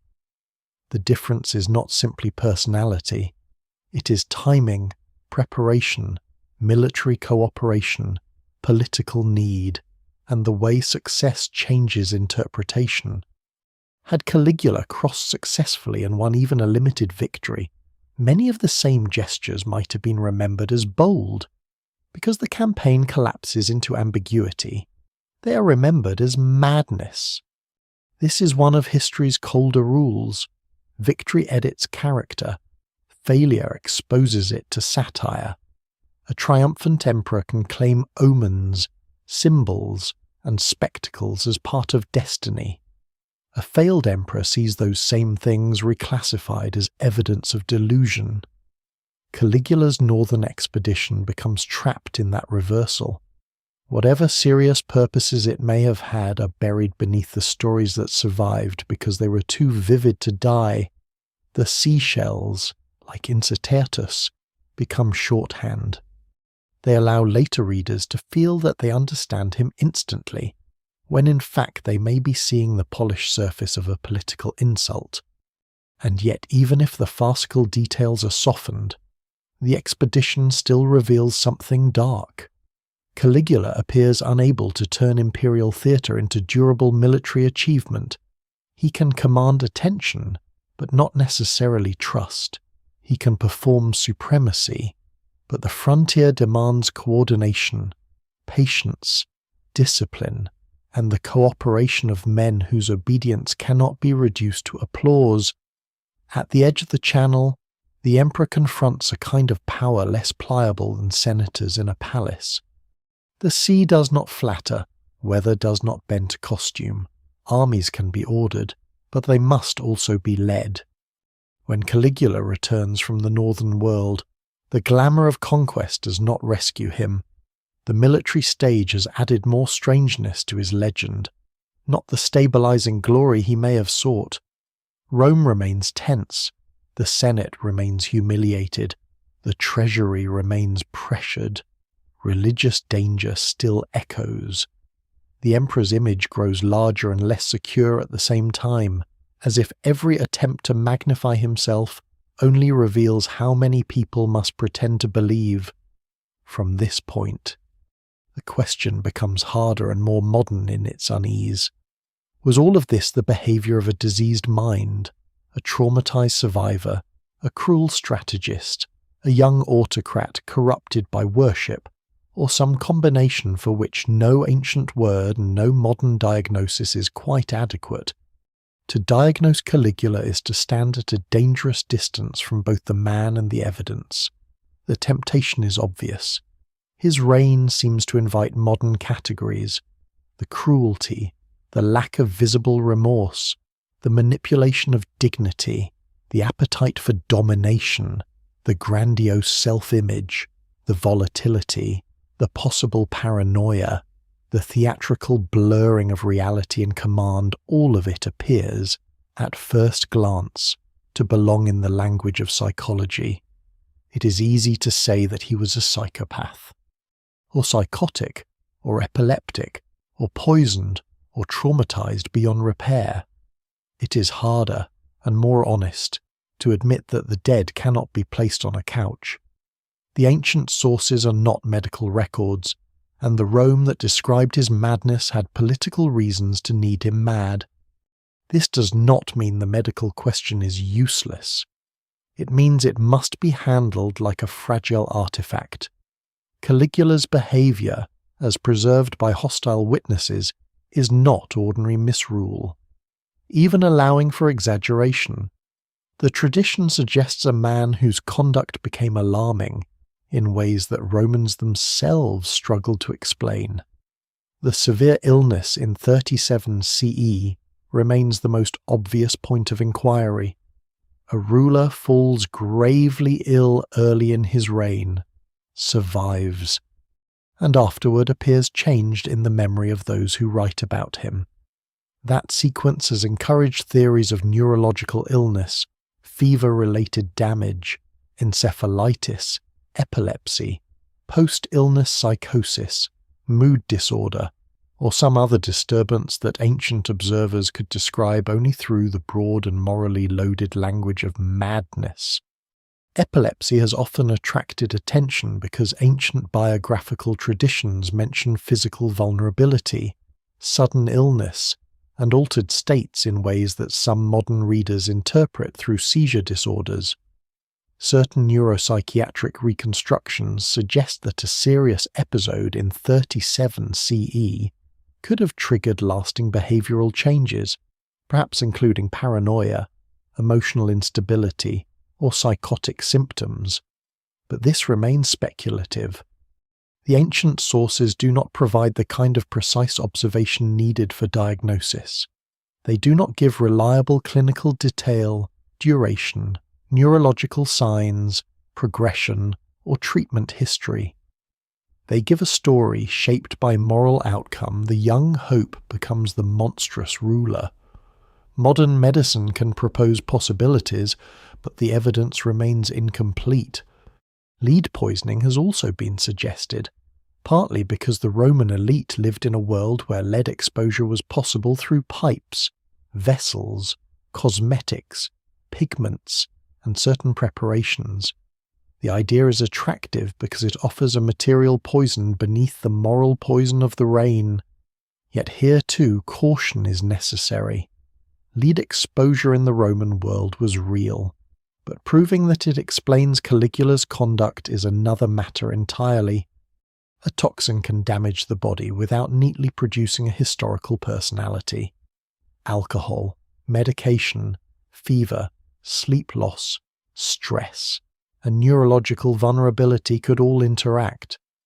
But to move from possibility to certainty would be to pretend that imperial biography is a laboratory report. The language of psychopathy is even more treacherous. Caligula's recorded behavior can resemble traits that modern people associate with psychopathic cruelty: shallow charm in the early reign, apparent lack of empathy, manipulative control, pleasure in degradation, reckless grandiosity, and cold use of fear. But psychopathy is not a dramatic synonym for evil. It is a modern construct requiring careful assessment, structured evidence, and a living subject whose behavior can be examined across contexts. To apply it confidently to a man dead for nearly 2,000 years would be irresponsible. What can be said is narrower and more useful.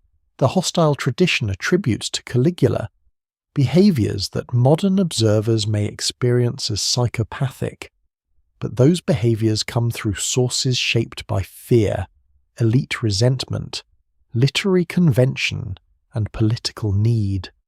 Psychosis is similarly difficult.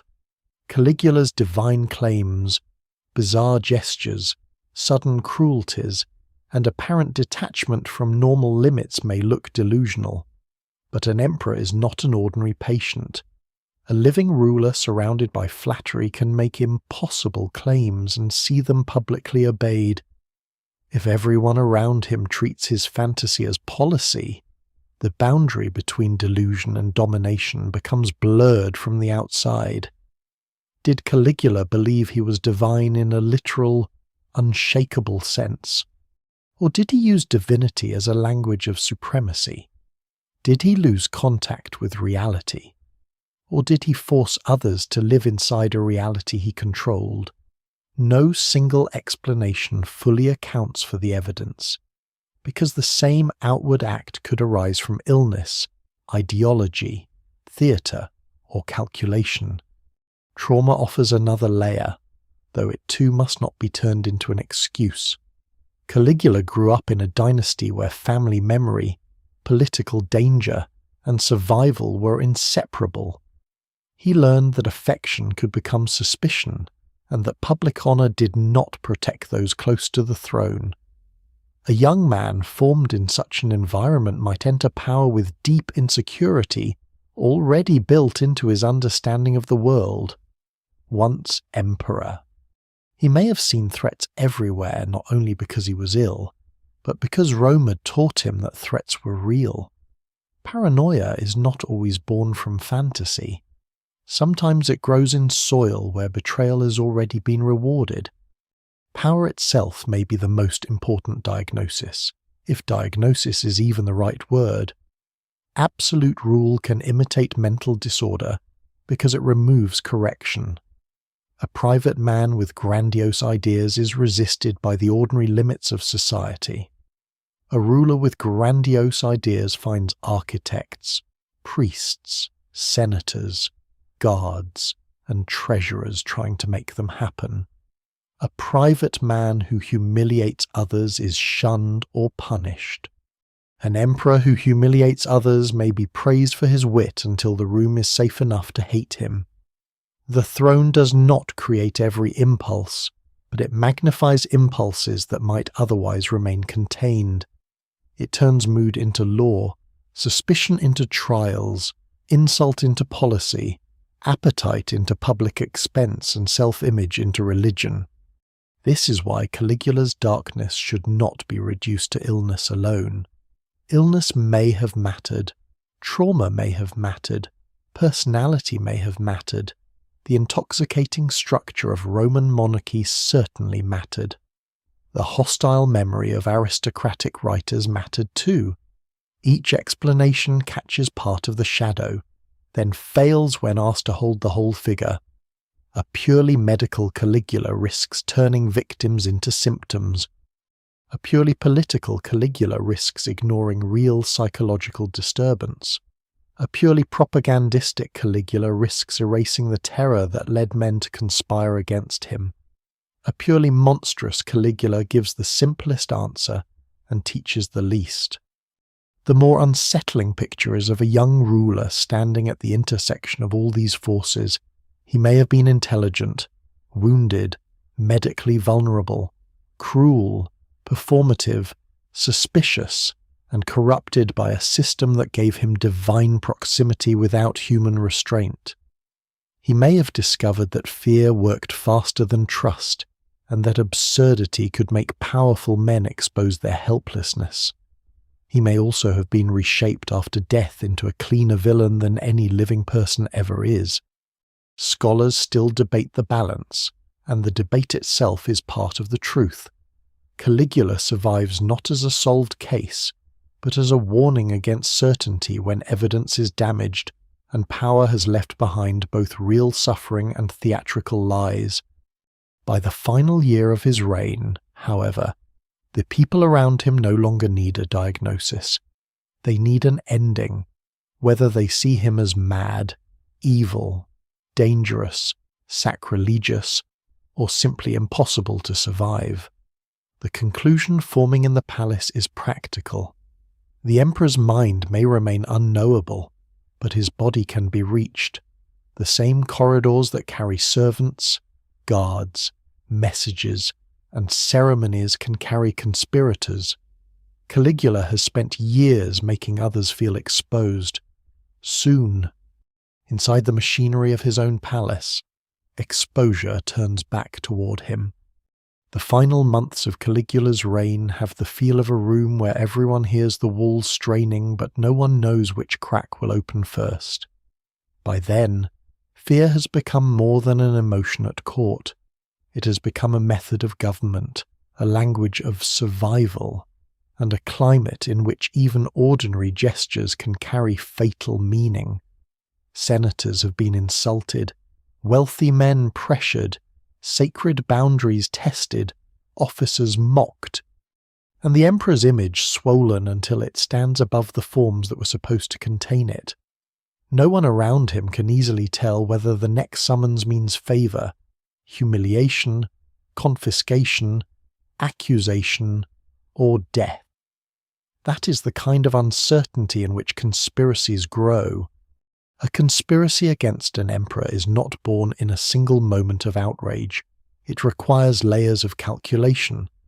Many people may hate a ruler, but hatred is not enough.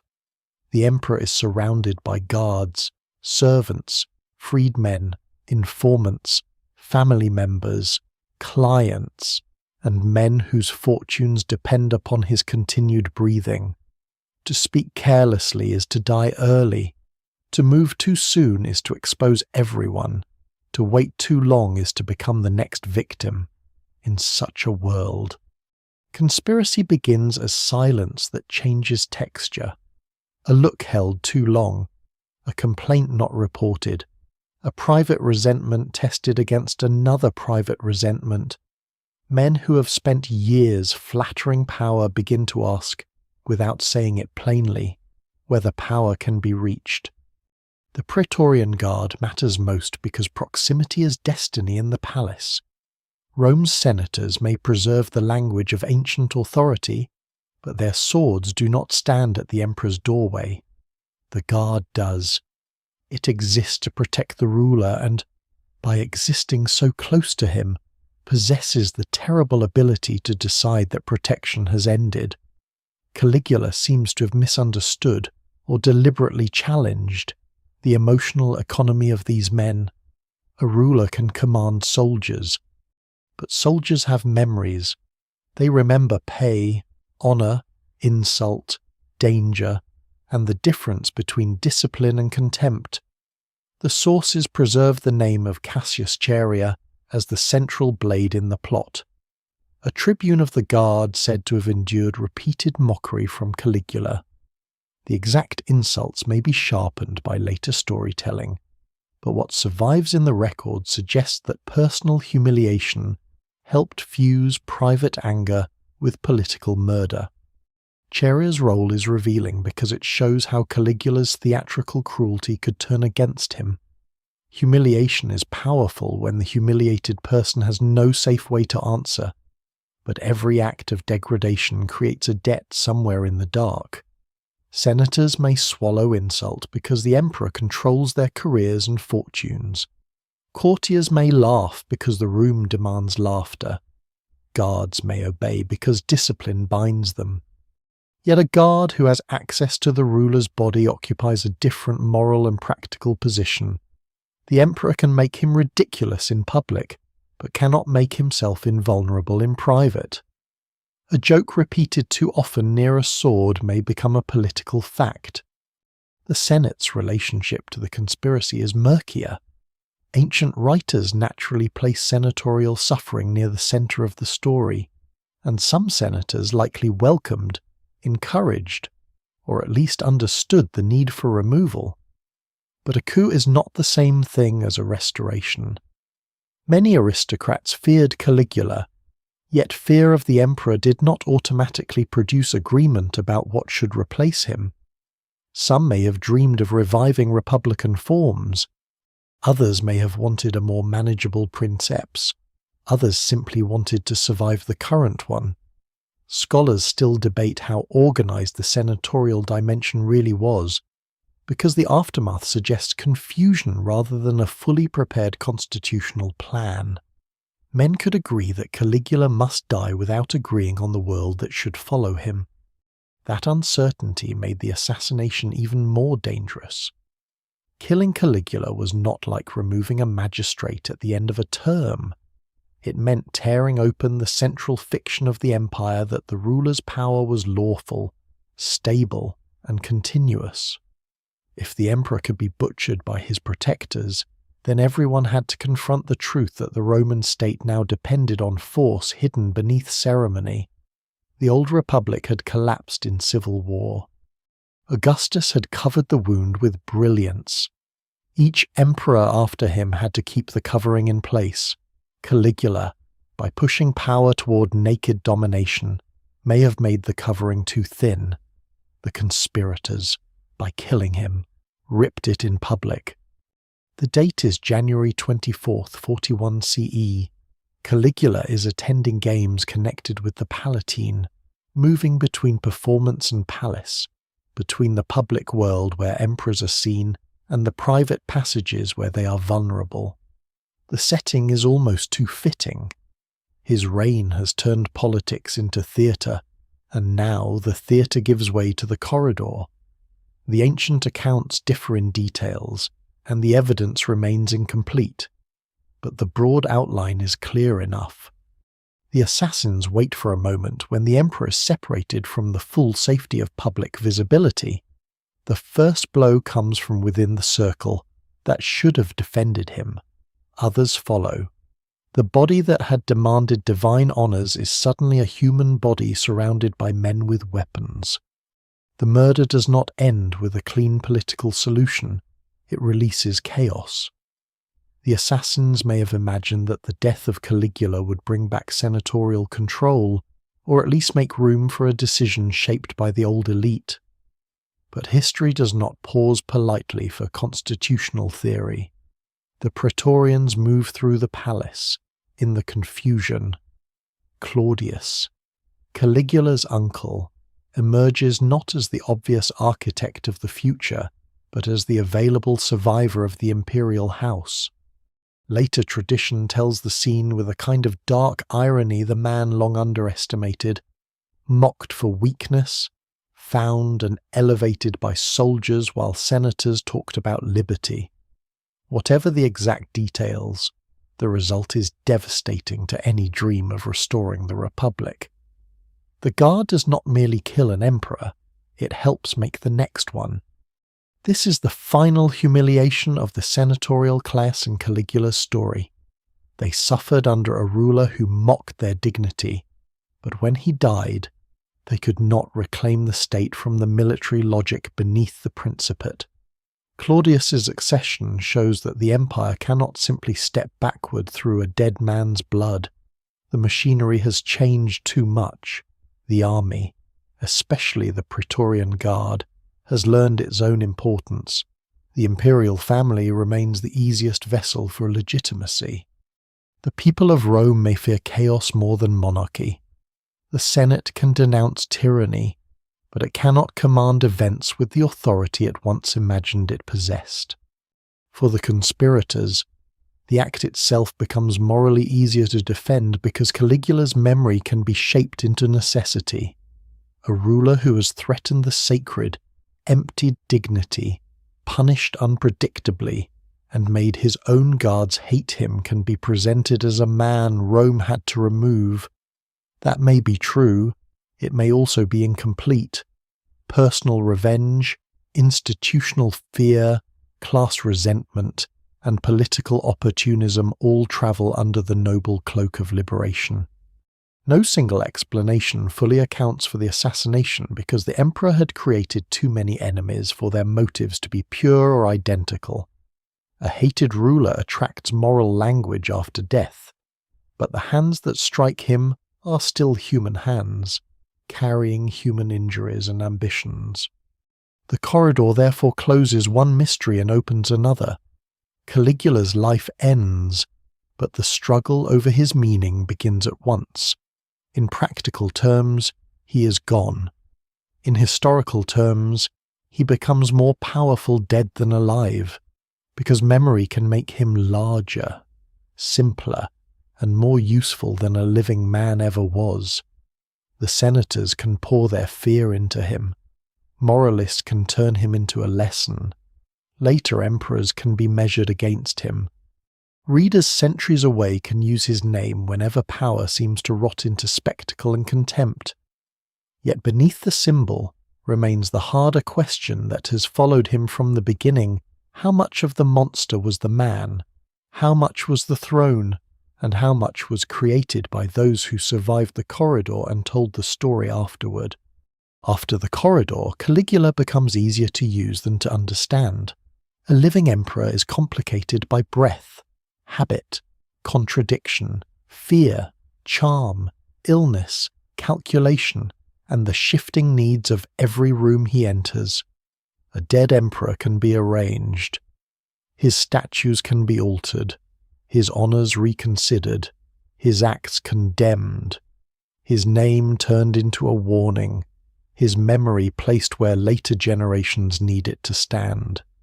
Rome had always been a civilization of memory, but not memory as a passive storehouse. Memory was an instrument. Ancestors stared down from masks in aristocratic houses. Public buildings carried political messages in stone. Funerals turned family history into spectacle. Victories were rehearsed until they became identity. Defeats were explained, softened, or avenged. Caligula enters that machinery after death, and the machinery does not preserve him gently. The first layer of remembrance is immediate political usefulness. The assassination needs moral shape, and Caligula's reputation provides it. If he was merely a difficult ruler, the murder is treason. If he was a tyrant beyond endurance, the murder becomes rescue. If he was a sacrilegious monster, then the blades become almost religious correction. This does not mean the charges against him are false. It means that after his death, truth and justification begin to travel together. The worse Caligula appears, the more necessary his removal seems. The more necessary his removal seems, the easier it becomes to forget the mixed motives of those who benefited from his absence. Claudius, the unexpected successor, also needs Caligula's memory to settle in a useful form. The new emperor cannot appear to continue the madness, yet he must also preserve the legitimacy of the imperial house. This creates a delicate balance. Caligula must be condemned enough to distance the new reign from terror, but not so thoroughly that the whole Julio-Claudian system appears diseased beyond repair. Rome has to say that the dead man was the problem, not the throne itself. That is one of the deepest tricks of imperial memory. A bad emperor can become a container into which the dangers of monarchy are poured, allowing monarchy to continue as if the structure has been purified by the removal of one corrupted body. The Senate, too, has reasons to remember him in a particular way. Caligula had exposed its weakness, mocked its dignity, and made its members feel the humiliating dependence that lay beneath their honours. After his death, the senatorial class can regain narrative control even if it cannot regain political control. In writing and memory, the aristocracy can judge the man who judged them. It can make his insults into evidence of insanity, his religious claims into blasphemy, his spending into moral decay, his spectacles into corruption, and his contempt into proof that he stood outside the civilized order. Again, this does not mean the portrait is invented. It means the portrait is shaped by wounded men who knew exactly how to make humiliation sound like a universal crime. Over time, Caligula hardens into a type. He becomes the bad emperor against whom other bad emperors can be measured. Nero will later inherit some of the same theatrical darkness. Domitian will be remembered through senatorial fear. Commodus will turn imperial performance into another form of scandal. But Caligula remains special because his reign is short, vivid, and strangely pure in symbolic form. He does not rule long enough for administrative achievement to blur the image.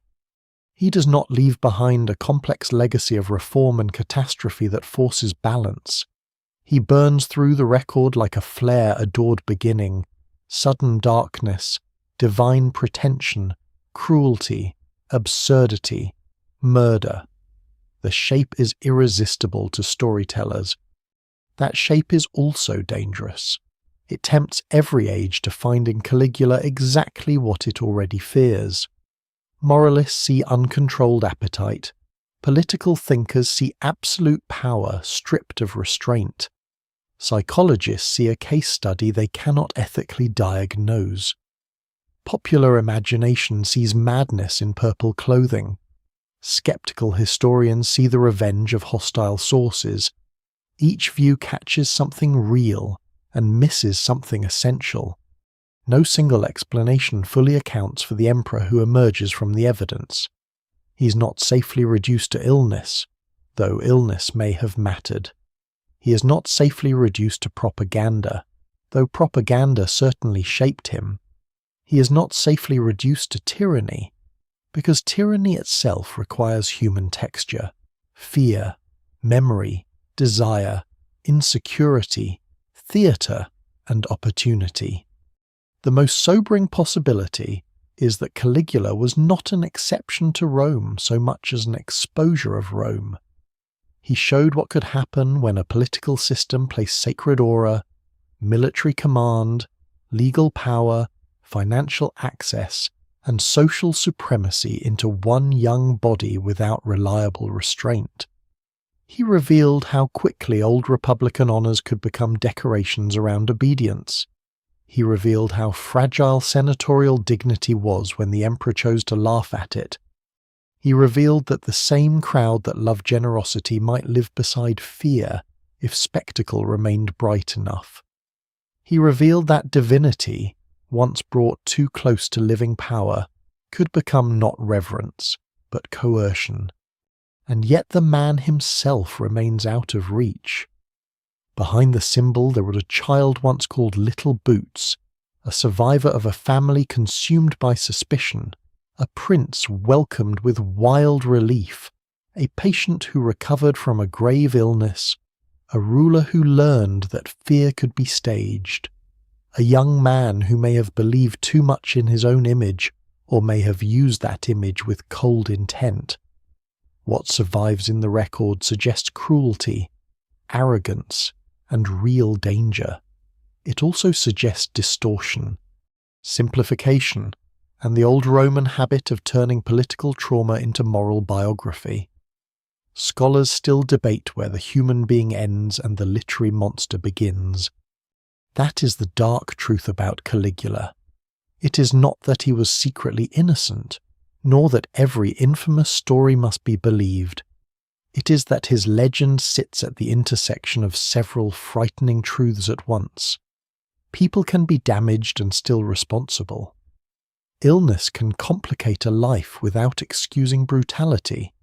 Power can magnify impulses until they become public disasters. Elites can tell the truth and still shape it for revenge.